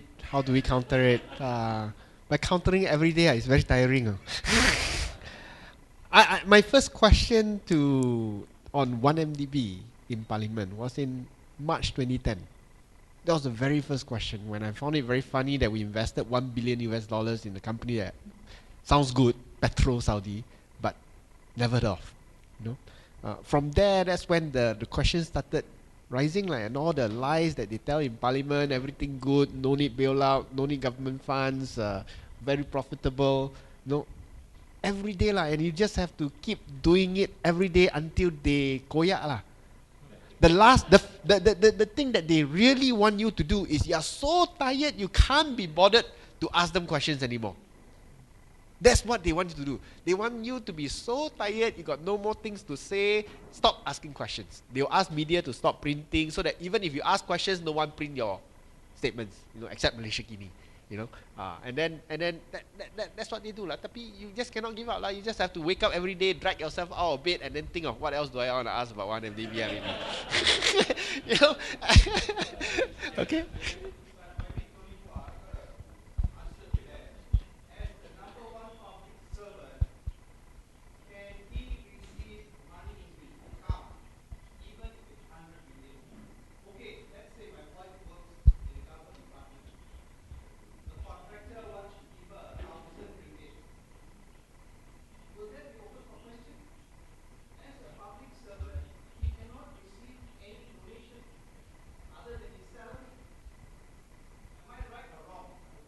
No, you're absolutely right. Yeah, you're absolutely right. But to answer the gentleman's question earlier, I think we have to play this quite carefully because that's the answer from the foreign minister. Now, I think it is the best thing we can do is to actually write to the Saudi embassy and also the foreign minister to fully explain his statement, his one-liner, right? Yeah, he just gave a very, very vague one-liner because he changed his story from a donation by the individual to become like some sort of government donation. Now, if it is true that the Saudi government likes to give 700 million to a country like Malaysia, which has a population of, say, roughly 30 million, right? And this purpose, I suppose, is for furthering, maybe the Islamic stuff or something like that. I mean, that was the original explanation by our Prime Minister. So we have to ask the Saudi government, did you give this money, specifically 700 million? What purpose was it given? And why did you bank into the Prime Minister's personal bank account, not just give to Malaysia through a big ceremony? And also then we should ask all other Islamic countries, if it's for Islamic purposes, like Indonesia, They have a population of 250 million. Shouldn't then the Saudi government give $7.8 billion to US dollars, to the Indonesian or the Syrian refugees? How much does the Saudi government give to them? So the whole story is illogical. What I understand is the Saudi government did not give anywhere near 300 million to the Syrian refugees, right? The entire Middle East didn't give that kind of money. So this is clearly something illogical. Now, what we know is our Prime Minister went to see the King of Saudi Arabia, and then suddenly we have been quite active in the Yemeni war. There are correlations to this kind of thing. So we have to ask this foreign policy question to Hanifah Ahmad and say, what is really going on? So there are venues for you to pursue these kind of angles and these kind of theories, but do it respectfully, because this is a foreign embassy that you're dealing with. Yeah, but let's just counter them lah. How many Islamic countries are there? Right? Why not? Yeah. No, of course they're not. Yeah, but just do it because this is a important question. Then put it on Facebook. You put a pressure on them. You pressure our foreign ministry to explain what purpose what are we doing exactly in Yemen, or what are we doing in Saudi Arabia.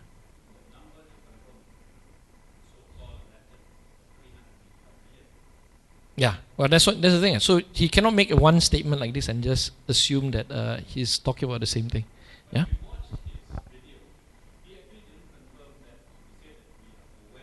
Yeah. We're aware, and that the AG has cleared the Prime Minister. Yeah, he certainly has flip-flopped in the February statement and one recently. I mean, clearly it is an afterthought, and perhaps after meeting with with Najib himself. So I would just say this, going back to the earlier discussion on who should take ownership of the blame, and it was none other than the SecGen of the MOF, the Tan Sri Negara Irwan Abdullah, who said that the buck stopped at the cabinet and the Prime Minister. So it is him, and there's no two way about it. There are a lot of shortcomings by way of, if you read in the report from page 94 to 103, it is tabulated all the should we say negligence or whatever. However, Najib cannot be absolved of all this, because the buck stopped at him. Memorandum Article 117 clearly, and all companies of the MOF, 100% owned by MOF, it is the Prime Minister or the Minister of Finance who must take ownership and responsibility. His fiduciary role is to be responsible for that, and there's no way he could escape. Yeah. That is really, that is very bizarre lah. Yeah, very bizarre.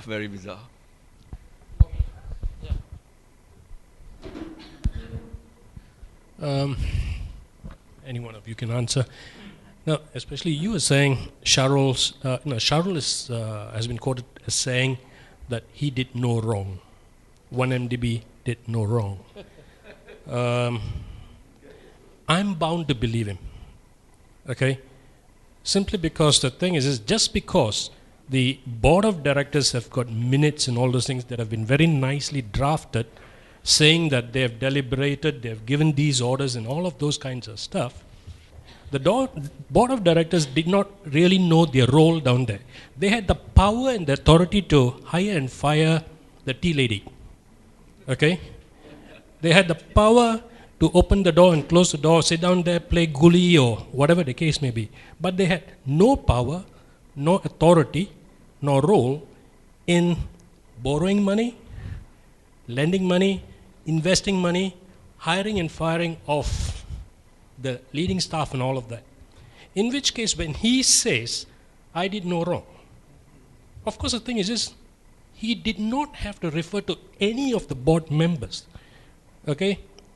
The thing is this, if I wanted to run a scam, what I would do is this, form a company, go out to the streets. I'm sure I can find 5 homeless drug addicts, all right, who are willing to lend their names and their IC numbers. All right, I can form a company. All right, all I need is an idiot like what we have up there. All right, sorry to say, okay, who has the power to move things. Okay, you've got a board of members who have done all of these things. All right, so basically, I don't see any difference between the board of directors who are sitting there than the band of thieves who come together to form a board, because they really didn't have anything. Okay, why are we going after the board of directors?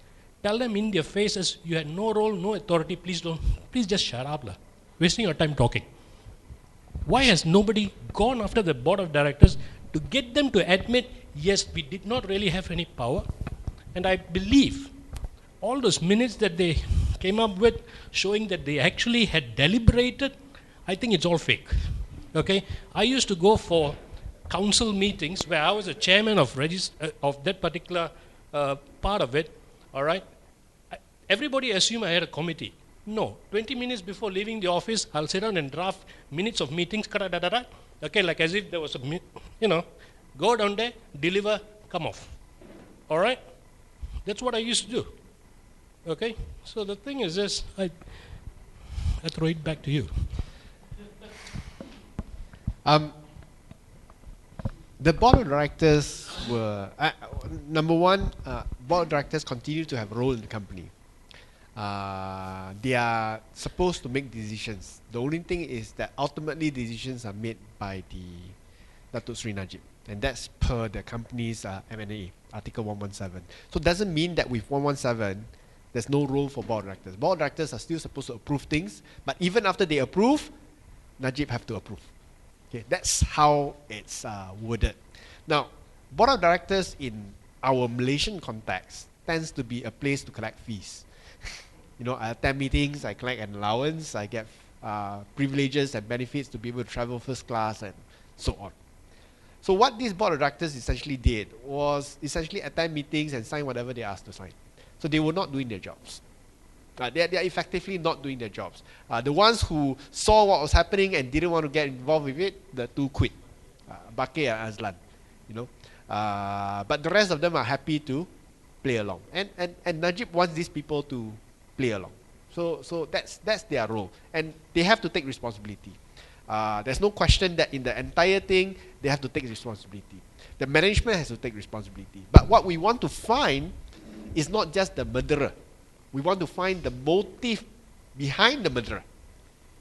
It cannot be Shahrul on his own as a CEO be able to rob the company dry of billions and billions of not this is not billions of dollars. Billions of dollars is 2-3 billion. This is tens of billions of dollars. Tens of billions of ringgit. Disappeared. So it cannot be him. Who are the people behind it? The problem is when they came to PAC, they are not going to be in a position, or they are not going to be willing to say, sorry, I didn't do this. I was asked by my boss to do this.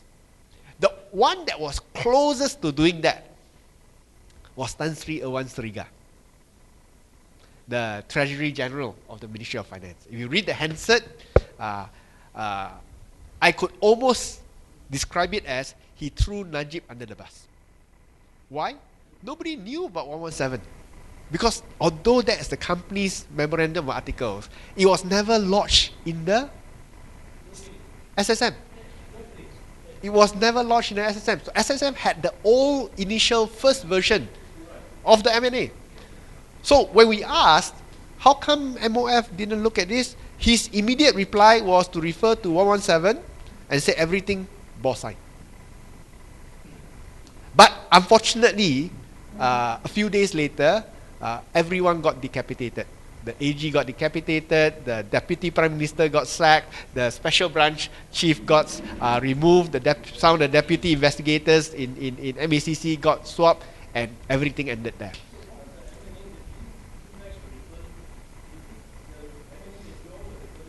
No, of course, after discovering that there was this 117 MNA, we went to find the new MNA. So you did not have the new MNA? We did not at the start of the investigations. So after we caught Tan Sri Ewan Serega, we found out there's this 117. Then we started asking for this MNA lah.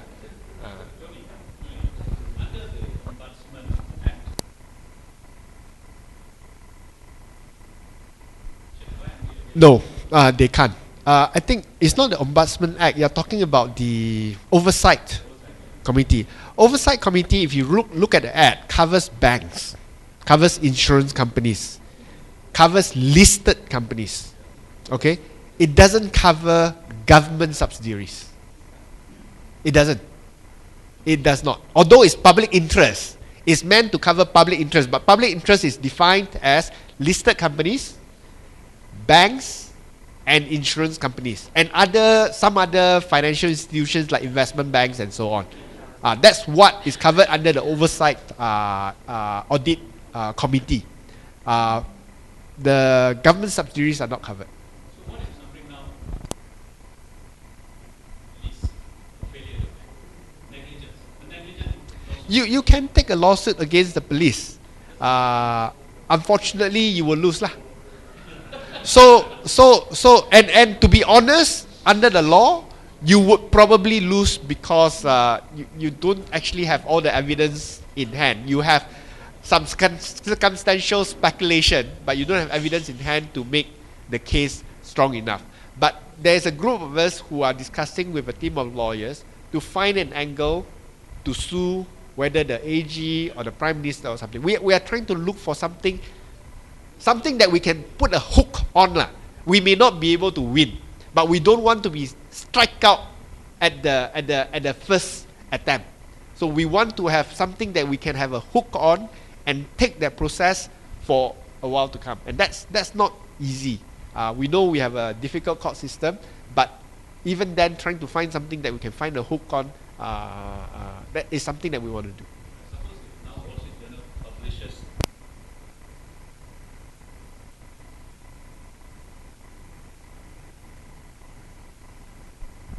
I am pretty certain it's a matter of time. Okay, I think I said it in a forum which many of you would have attended in PJ 3 months ago. I told you about ABBA and the fact that overseas investigations will bring to light all these issues, and we are seeing that happening now. And I think more will come. More will definitely come.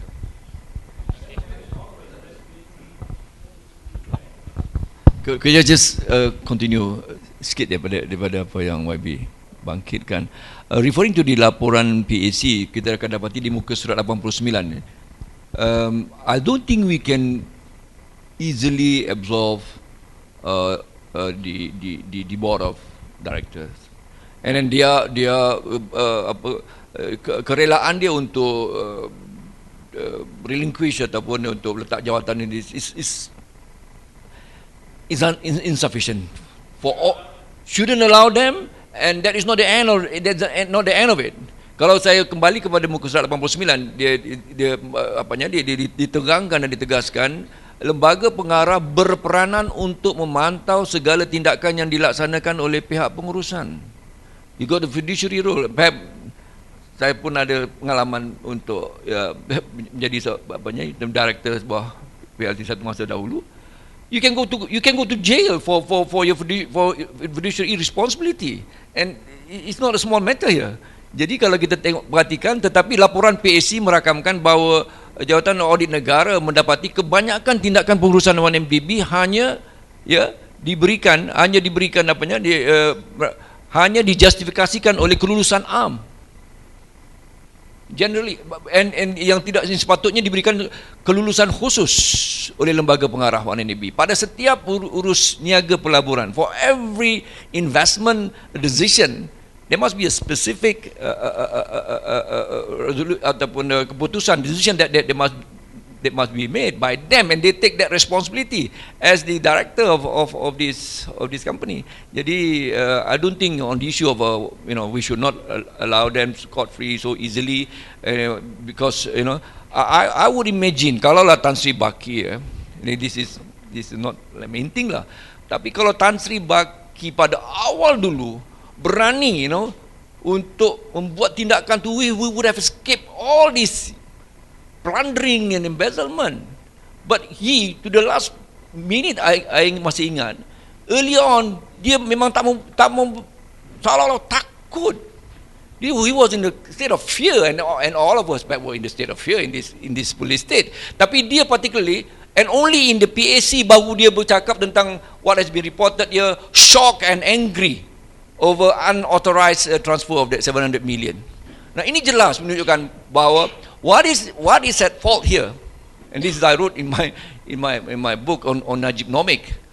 What we see here is a dysfunctional state of our institution, and for whatever Najib may have, apapun dia punya cita-cita untuk to have this negara maju berpendapatan tinggi ini, an advanced country with high income economy, will be just wishful thinking.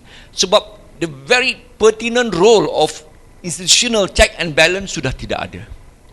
Now, if you go back to this school of thought of new institutional economics by Douglas North dan kawan-kawan, all these schools of thought, importance of reinstating the critical role of institution as check and balance adalah sangat penting. In this country, unfortunately, we are totally dysfunctional. It's not a failed state as yet, but a failing state. Soon a failed state. Terima kasih. Okey, ada soalan. Sekejap, kan? Ada. Saya ada dua soalan. Kenaluannya mana kita sebagai pembangkang, kita berada di luar kerajaan, kita mudah nak kritik, mudah nak berikan komen. Dan Dr. Zul menyebut tentang institutional reform. Maksudnya perubahan perlu dilakukan secara institusi untuk mengelakkan benda berulang. Tapi bila kita berada dalam keadaan kita memegang kuasa, keadaan bukan semudah tu untuk berlaku. Jadi soalan pertama saya, apa komen ahli panel tentang mungkin sekitar tahun lepas kita dengar tentang penubuhan DEIC di Selangor, yang mana disebutkan bahawa DEIC memang mirip kepada 1MDB. Okey. Jadi saya nak dengar komen lah daripada YB dan Dr. Zul sendiri. DEIC kan itu adalah salah satu preambit kepada permulaan Pakatan Harapan dan Pakatan Rakyat telah dua penggal memegang kuasa. Baru dua penggal dah pun buat DIC. Najib at least 50 tahun baru ada 1MDB lah. Dan yang keduanya, jika dan hanya jika Pakatan Harapan memerintah Malaysia, apa institutional reform yang akan diwujudkan untuk mengelakkan perkara ini daripada berlaku oleh sesiapa sahaja? Okay, sekian. Yang ni saya jawab sebab ni soalan set up ni nampaknya. Tentang DIG saya tak nak komen lah sebab bila saya komen berapa bulan lalu saya kena hantam tak habis. But I will give a general comment about the political patronage system. Malaysia is a modern democracy that practices feudal patronage. Feudal patronage is everywhere. It's in the opposition, it's in the government. What we have to do, we have to make sure the basic things lah. Macam this is my favourite topic lah sebab saya ahli parlimen yang banyak staff, kena bayar banyak ni. Tiap-tiap bulan 14,000 I have to pay for my staff because we do a lot of research. But the key is this: if you want to ensure 1MDB does not repeat itself, you have to make sure that the board of directors, the directors you pick, are not merely because they are members of parliament or they are politicians. That's the key thing. If you run, just say for instance lah, we just take Gamuda or whatever lah, one of this construction company. If Dr. Zul happens to be a senior engineer and happen to be a member of parliament, we can consider putting him inside a construction company, right? That seems logical. But if he's a chemist, he doesn't know anything about construction, don't put him inside the GLC. So that kind of process should be enforced in the new future government of ours. No direct pushing in any member of parliament, as a way to top up his pay. Just pay him what is due in Parliament so that they don't have to do. How can you be a parliamentarian and be a board of director in some GLCs? And some of these guys hold 3-4 seats. It's crazy. He's going to make 50,000, so must well pay 50,000 in Parliament itself. But at least he's a parliamentarian that has no vested interest in GLCs. That is very important to resolve this, break this feudal system. The low pay mechanism that a lot of governments use, right, is to ensure that you are tied to the political patronage. You want to survive as a member of parliament, you want to stand for election, you want to spend 200,000 for your election. On your low pay? No way. So you got to suck up to me in order to get a GLC post. That's what it is. There is no point we fight for the next election that we don't do a systemic change when we get to power. So I don't want to comment more than that because I'll get into more trouble, but I pass it to Dr. Zul. So you pass the buck, yeah? Baik, saya telah mulakan tadi. I've started by saying, ya, saya telah mulakan betapa pentingnya institutional reform. Ya, bahkan saya mengkritik Najibnomics ini for all the good, wishes and intention and segalalah the acronyms daripada di National Transformation Program, di GDP, di ATPs dan segalanya, for all the good intention and for all the good wishes. The thing that truly destroy the entire good economic programs is in the doing or the misdoing of it. And that is helped by concentration of power in the person of the Prime Minister. Apabila Perdana Menteri mengumpulkan segala kuasa kepadanya, sehingga kan tidak lagi berupaya institution of check and balance, termasuk Bank Negara Malaysia. Even Bank Negara Malaysia were harassed, yeah, at the point of the task force. Remember the task force that was dismantled? Jadi tidak ada sebenarnya, kalau kita perhatikan, we need a vibrant and functional institution to have a working democracy. Itulah perkara yang tidak ada dalam negara kita hari ini, kerana Perdana Menteri telah memusatkan segala kuasa pada dirinya, and there will not be rule of law but law of the rule. Undang-undang dia, dan hari ini kita tahu, saya meramalkan Datuk Seri Najib Tun Razak tidak akan jatuh dengan di rule of law ataupun apa dipanggil sebagai di legal proceedings here. Dia akan jatuh kerana 7 jurisdiction, 7 negara sedang menyiasatnya secara sengit. There is an intense, investigation, both forensic investigation and forensic auditing on all these heads of the century ini, rompakan yang telah diterangkan oleh YB Tony dan juga YB Wong Chen sebentar tadi. Jadi saudara-saudara sekalian, back to in the final analysis, andainya kita mau melonjakkan negara ini sebagai negara yang punya pendapatan tinggi, negara maju, punya budaya, punya rule of law, so essential that we must have this institutional reform. Dan saya maksudkan tadi, institutional reform adalah firstly the separation of, not just separation of power, but it's already a separation of power, but power being usurped, power diperkosa dan dirampas oleh pihak eksekutif yang menekan kuasa mereka kepada semua. As I mentioned to you, it's just not the judiciary, because of the kerananya peguam negara menentukan segala-gala dalam prosecution. You have SPRM, you have the task force coming with all the evidence and prima facie, bukti-bukti yang sangat jelas, tetapi tidak boleh diambil tindakan kerana dicekik di peguam negara, and the whole thing become stroke and stifle, jadi terencat dan terhalang di situ. Now you see the judiciary become dysfunctional, you see the bank negara. I think the only institution yang boleh lagi, to me, the only institution that is still vibrant and functional in this country is only the central bank, Bank Negara Malaysia. Itu pun kerana Zati Akhtar Aziz. Selepas pada ni kita tak tahulah. Because when they slap the M-Bank, Islamic Bank, with 53.7 million, never, unprecedented.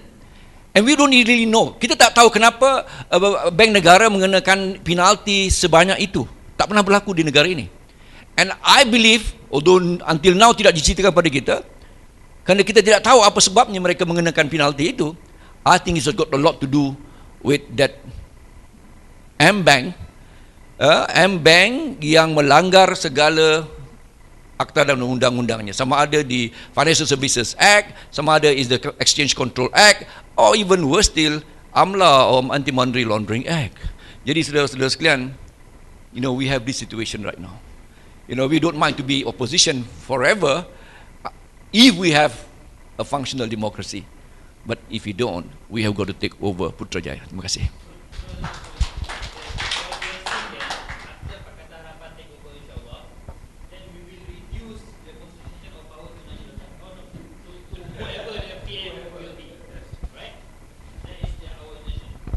No, that's absolutely right. We have to go back to the basic Westminster model, where the Prime Minister's job is first amongst equals.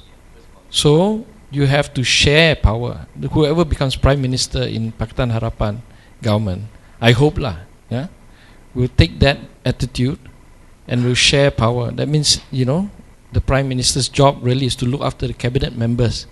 He's there as the headmaster to make sure every other teacher on the board are doing their job. His job is not to award privatization tenders or be in charge of civil aviation awarding of airline licenses. That should be the job of the transport minister, right? So that's important. I think we have to start looking at Pakatan Harapan governments and just make sure that the chief minister have to set the example so that he has to sharing the budget. You look at a budget and you ask how much of the budget, what percentage is in the hand of the chief minister, and then you ask also how much the budget is in the prime minister. And those questions are all available out there. The data is there. Just make that concerted effort to share power early on. If you don't, then there's no difference, unfortunately. So it is essential that the members of parliament and also civil society and people like all of you keep us on our toes. That this, if we ever win, that is a systemic change to the country, not just a change of prime minister. So the youth especially, you guys obviously ask a good questions. You pursue that, please. Thanks. Just 2 points. Number one, on the DIG issue. Let me just say that DIG issue is completely different from that of 1MDB. DIG issue was a proposal that was brought up, and it was immediately criticized by members of Pakatan Harapan. No, they are the ones who spoke up in day one.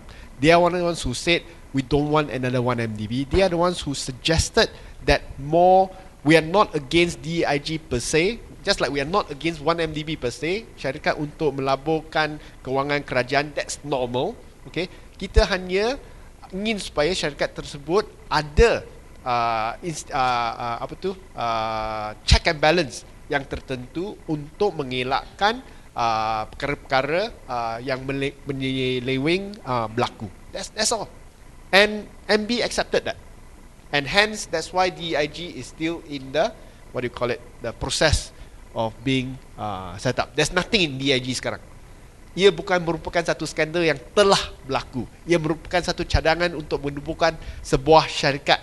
Tapi oleh kerana tema-tema dalam syarikat ini tidak jelas, sebab itu dapat kritik daripada adun-adun Pakatan Harapan, dan cadangan ini telah pun ditarik balik untuk dikaji semula. So that's the way we govern, and that's what we want. We want our own reps. Jangan ikut buta-buta saja. The one in BN now, you can see buta-buta saya in your face proof also. Dia kata, this report clear Najib, clear 1MDB, no crime. So that's what you get in BN. Nombor dua, saya baru dapat berita yang terbaru daripada bernama the best news agency in the country, okay, yang quote Hasan mengenai press conference yang kita buat pagi ini tentang beliau deleting the sentence about Good Star being owned by an individual unrelated to Petro Saudi. The title is "Editing of Sentences Does Not Affect the Overall Report." So dia mengaku, he admitted, okay, The deletion of 2 sentences in no way affects the final report by PAC. Okay, he said the sentences were deleted because they are unclear status or being investigated and not for public consumption. Huh? Also unclear. Bank Negara telah pun menyatakan secara rasmi dalam surat menyatakan bahawa syarikat ini, mereka telah pun dimaklum oleh pihak berkuasa bahawa syarikat ini dimiliki oleh seorang individu yang tiada kaitan dengan Petro Saudi. What's unclear about that?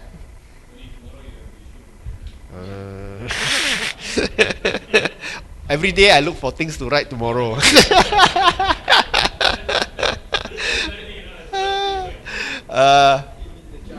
And he said that this was told to the all PAC members during the tabling of the report before all PAC members on April 7, which is nonsense. He never discussed with us about the editing. Okay? The only problem with Arul Kanda is easier to call him a liar because I don't have to deal with him. But I still have to deal with Hassan for the next 2 years. Because he sits in the PAC committee. So you have to be clever lah. Otherwise, I won't get a lot of things in this report as well. No, you have to use your... If you fight with him all the time, no, half the things you want in here doesn't come out. Also, no point. So you have to... Directors not absolved. They are not absolved. It is stated very, well. The conclusion wasn't very long, but the single line that referred to the directors was actually very strong.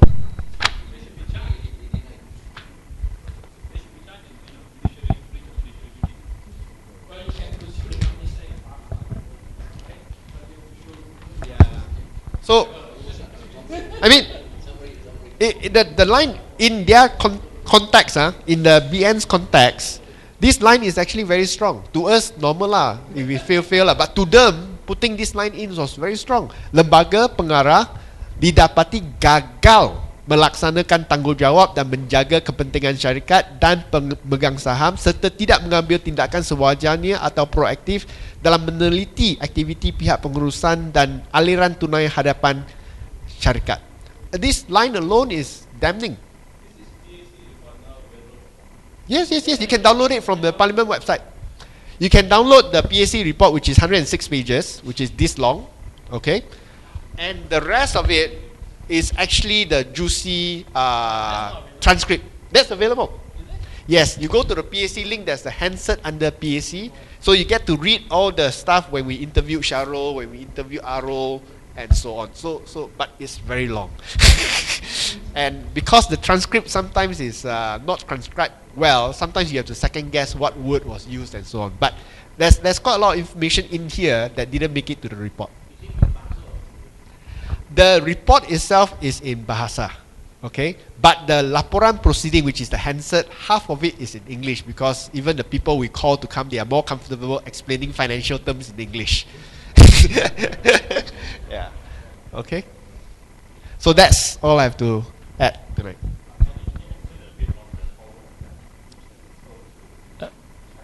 Kita ada last round untuk tanya soalan mungkin. So Uncle, ada lagi tak siapa nak tanya? Saya nak tanya sikit. Sekejap Uncle. Ada siapa lagi kan nak tanya? Okay, ada lagi. 3 4. Okay, 4 last Okay. Silakan Uncle. Okay, I appreciate the initiatives of DAP. I'm sure PKR is involved in Amanah or Pakatan Amanah.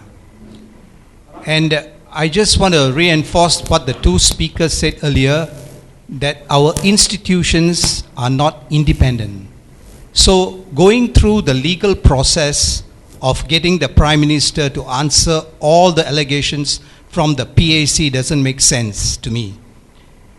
And the indifferent attitude of a lot of Malaysians, my friend just now said most of the people know that, I don't want to mention, the top person has taken funds from, I don't know how, 1MD. Even I myself, being a PJI, sometimes I don't understand what's happening in this 1MDB. Imagine the people in the kampung. How are we going to explain this? In fact, I feel that if this continues, all the better. Because in 2018, this will be the bullet for you to bring down the Barisan National Government, which is so, you know what, I don't want to mention. So I actually wonder how we're going to do it. Because we can talk, we can say PAC, legal, injunction and all that. Few people can do it. But end of the day, the vote counts. We don't want to go the illegal way. We want to do it the legal way. And I know we have to wait for another 2 years. But it's so disheartening to me, even at a forum like this, there's so many empty chairs. I just can't understand. Even when I go out, when I speak to people, people are not willing to talk. Okay, I don't know, maybe it's a police state. We are all worried what will happen. So anyway, I want to congratulate the organizers, and I think we should not give up, just continue, and we will make it. And I agree, and I believe there is going to be an end to it in a few months. Thank you. Okay. Next, first soalan. Al-Khari here. YB Tony has been talking about YMDB for the last 5-6 years and so on. Been hearing so many versions kan, as it progress well to whatever futures and kan. The issue is basically, will there be a closure with YMDB? We know that basically the system now has been dismembered by the Prime Ministers. Even the ex-Prime Ministers who are just one time were not really listening to Tony, not probably good friends of Tony, to sit and really hear what it's all about. Again, will there be further dismembered of the systems where you go into the next elections, where basically you put all the powers to a person? Will he change to become the president of Malaysia, the Republic of Malaysia, to become the next North Korea in these countries? Will there be another 2 MDBs? Since basically you can get away with this, what is maybe our takes? Where is our futures? What is our next steps? Because it seems that basically now, even Tun have difficulty in resolving these issues. As well as basically Pakatan Harapan as well become is not still a strong force to really take over the countries with PAS as called getting closer to the barisan now. So what would be it takes again? So what would be the next steps we should do? And now we still basically pushing press statements every day until we got it tired with all these issues. Okay,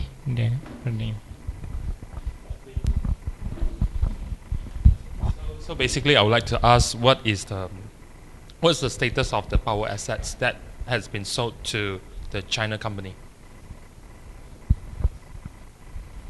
Uncle, man.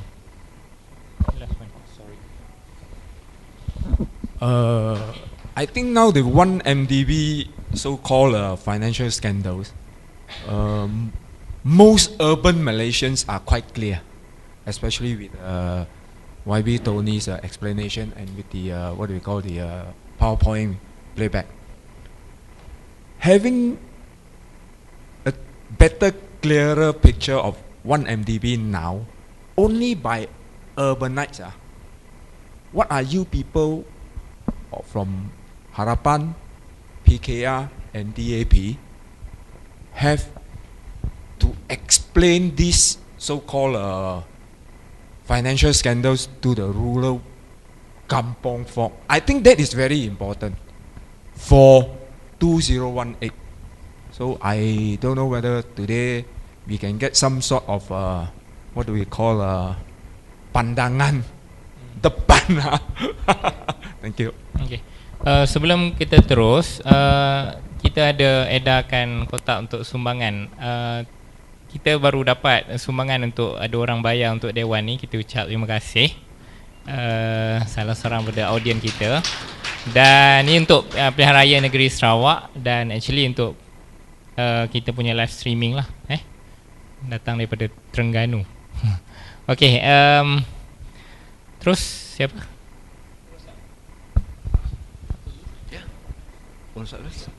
Okey. Baik, saya mulakan dulu. Ya, soalan ni kerap ditanya kepada kami sebagai pimpinan Pakatan Harapan, dan juga ditekankan bahawa walaupun ya sementara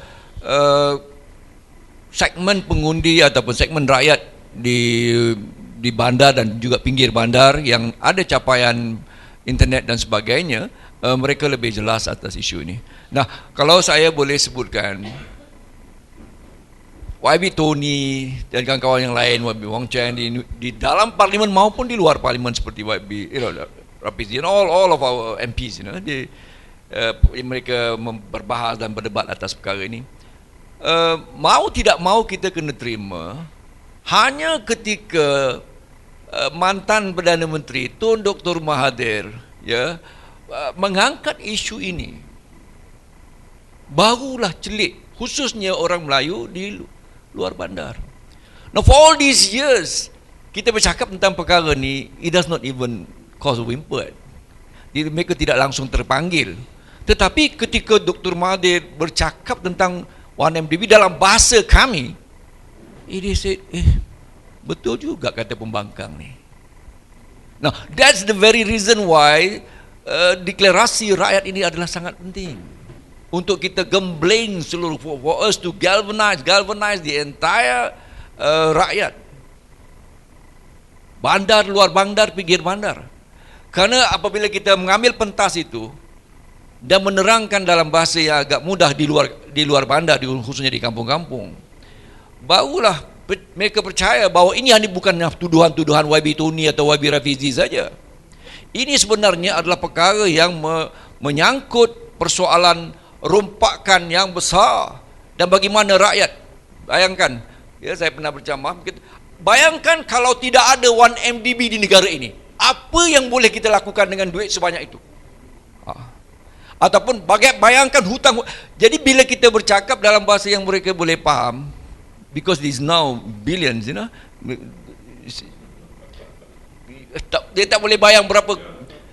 Jadi ratus-ratus ribu juta atas perkara. Jadi bila kita mudahkan pembentangan, dan kami sudah pun mulakan sebenarnya, we have already started sebenarnya, we have gone our road shows, sama ada di selatan maupun di utara, sekarang ini berkempen di Sabah, di Sarawak. Jadi saudara-saudara sekalian, semua kita kena mainkan peranan itu.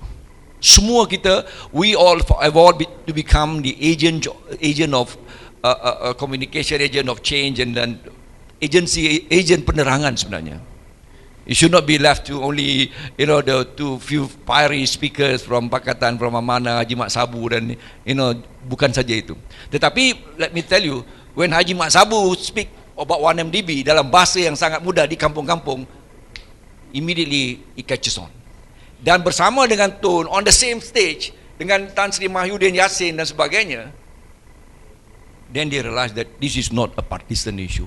Ini adalah isu rakyat dan isu negara.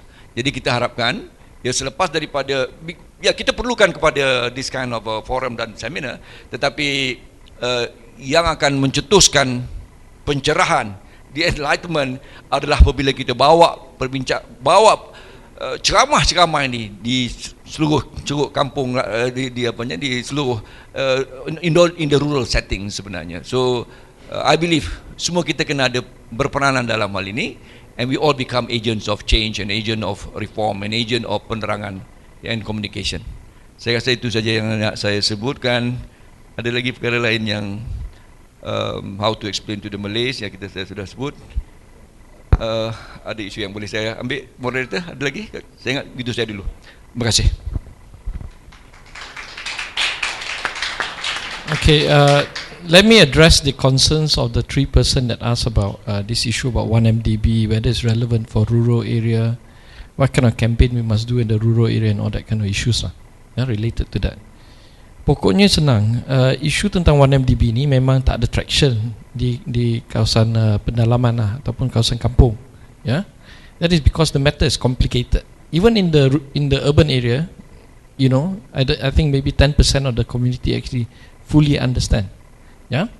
But YB Rafizi is trying very hard to make 1MDB about tabung haji. That is about Malay institutions like Mara and all sorts of things. Those things have a lot of traction with the rural area folks. Now, I've never been a fan of Dr. Mahathir, and I still have not signed the Citizens Declaration. And I would never be a fan of Dr. Mahathir. That's my personal view.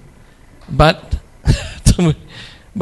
Dr. Mahathir's contribution towards this fight is important in the sense that he is highly respected by civil servants. the Malay civil service, who are probably the senior ones, 40 and above, still have a lot of fond memories of Dr. Mahathir's authoritarian rule.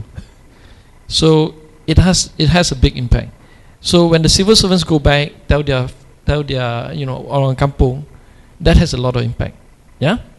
Now, irrespective of this 1MDB issue not being understood by the rural people, the support level for Malays for Najib is all-time low, about 30%. You know, yeah. So how low can we go anymore than 30%? I think that's like the lowest ever. So don't get too hung up about 1MDB. They don't understand what's happening there. The people in the ground, in the rural areas, are already starting to reject the government. Yeah. This election, whether it's 2017 or 2018, will be decided by economics, because most of the people who sit in the fence will vote on economics. It doesn't mean that, economics in the sense that they don't understand the economy lah, but it's just basic lah. Food costs, yeah, transport costs, tolls, all that kind of thing. If the government runs into economic trouble, which I think they will definitely run into economic trouble by end of this year, if not earlier, as early as September, but next year is a certainty the government has no more fiscal bullets to try to revive the economy. That is a certainty, yeah? Unless, of course, oil prices go up to $60, okay? But they will have trouble to try and give basic social services to the people in 2017. And that is going to be the big decider, I think, in the coming election. So whatever we need to do at the Pakatan Harapan level is to cement our unity, stop quarreling amongst ourselves, have a common policy out as soon as possible, give the people the hope that this is not a change of Prime Minister exercise, but it's a complete change of system, that we have to press the reset button, and hopefully we all can be there together in Putrajaya. Yeah. Now, the one last issue regarding the power assets. The power assets, of course, being bought by the Chinese government through their GLC. Now, if you ask me, I think they're paying too much for it. Yeah. These are very old power plants. There's a reason why power purchasing agreements, I used to do one, are 21 years, because 21 years is when the technology is really old. There's no point squeezing another 10 years out of these old power plants unless you get direct subsidy from government, which is the fuel special arrangement on the fuels. Yeah. So I think the Chinese are looking at this as a step to get into control of or greater influence into Malaysian political and economic situation. So for the Chinese to pay extra for this is sub-soi lah. They got a lot of money, yeah. So they think this can buy them political favor, and you're starting to see the Chinese having more influence in the high-speed train and also the Malacca Gateway. Those are very important to the Chinese national interest in this region as they struggle to fight with the Americans over geopolitical concerns. So this power plant deal is on the surface has no real impact in the sense that they're overpaying for it, but I think they have a longer term strategy. For us, we have always stressed at the foreign policy level that Malaysia needs to remain neutral, not to take the American side and not to take the Chinese side. But unfortunately, the foreign policy and the foreign minister, and together with Najib, I think it's gone really haywire at the moment. And it is very sad that we are in a very weak economic situation, that we are willing to partner up with any foreign country, even if it means giving away our political sovereignty and our economic sovereignty. So that is a trend that we must quickly reverse before we become a battleground for these two giants.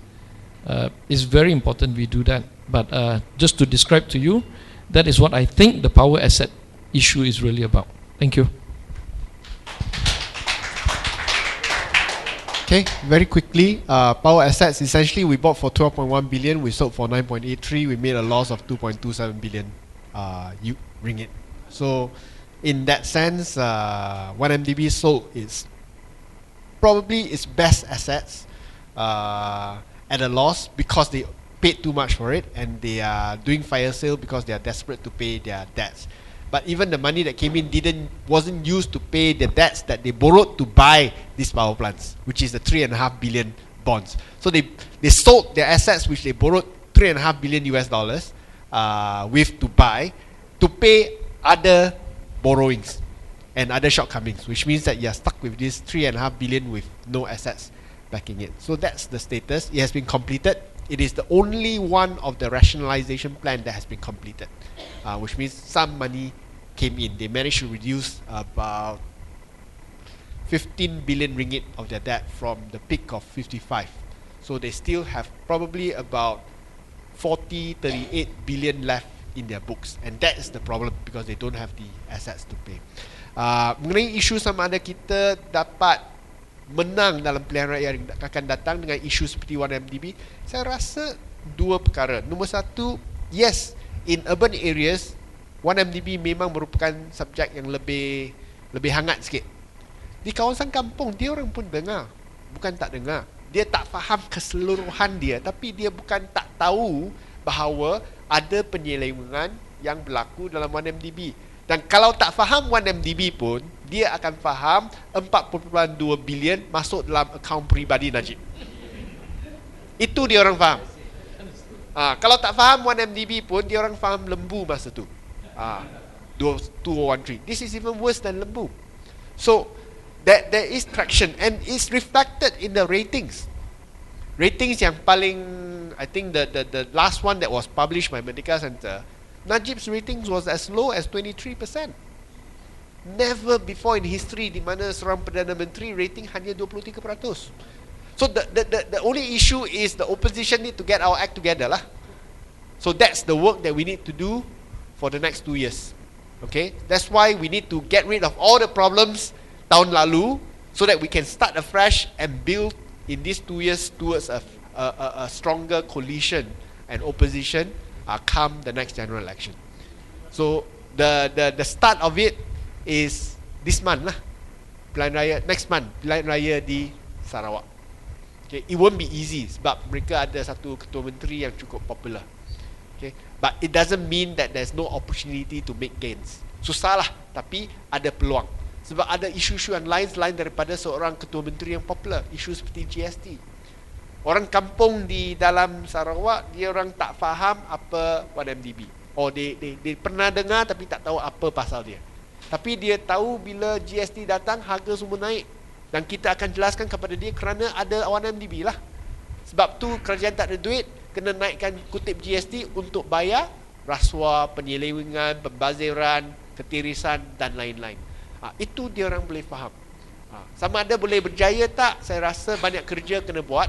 Bukan senang nak ubah pemikiran di kawasan pendalaman selama 50 tahun ni. Tapi I think as long as we put in the effort, change will come. Okay. So lastly, I close with the permission of the organisers. My guys brought a book, our projects in Impian Sabah and Sarawak, a Malaysian Dream. It's a hardcover book, coffee table, all colours, beautiful pictures of our work that we have done there in Sarawak. It's selling for 80 ringgit. All the profits from the book will go towards projects for the rural folks in Sarawak. So if you want to bring home a beautiful book, 80 ringgit saja, you can buy, and then you can help our fellow Sarawakians who have been neglected by the BN government as well. Terima kasih.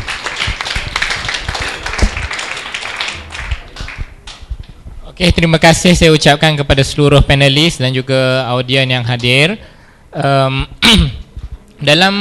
Dalam kekalutan kita mendengar seluruh konspirasi dan juga skandal yang dibentangkan tadi, saya percaya bahawa harapan dan juga optimis kita dalam perlawanan yang sangat panjang ini harus kita pertahankan. Dan saya memetik kata-kata akhir daripada filem The Hunger Games yang sewaktu pemberontakan yang tidak pernah berhenti, game maker tanya kepada Presiden Snow, apa lagi nak buat? Apa kata Presiden Snow? Ialah hope. This is the only thing stronger than fear.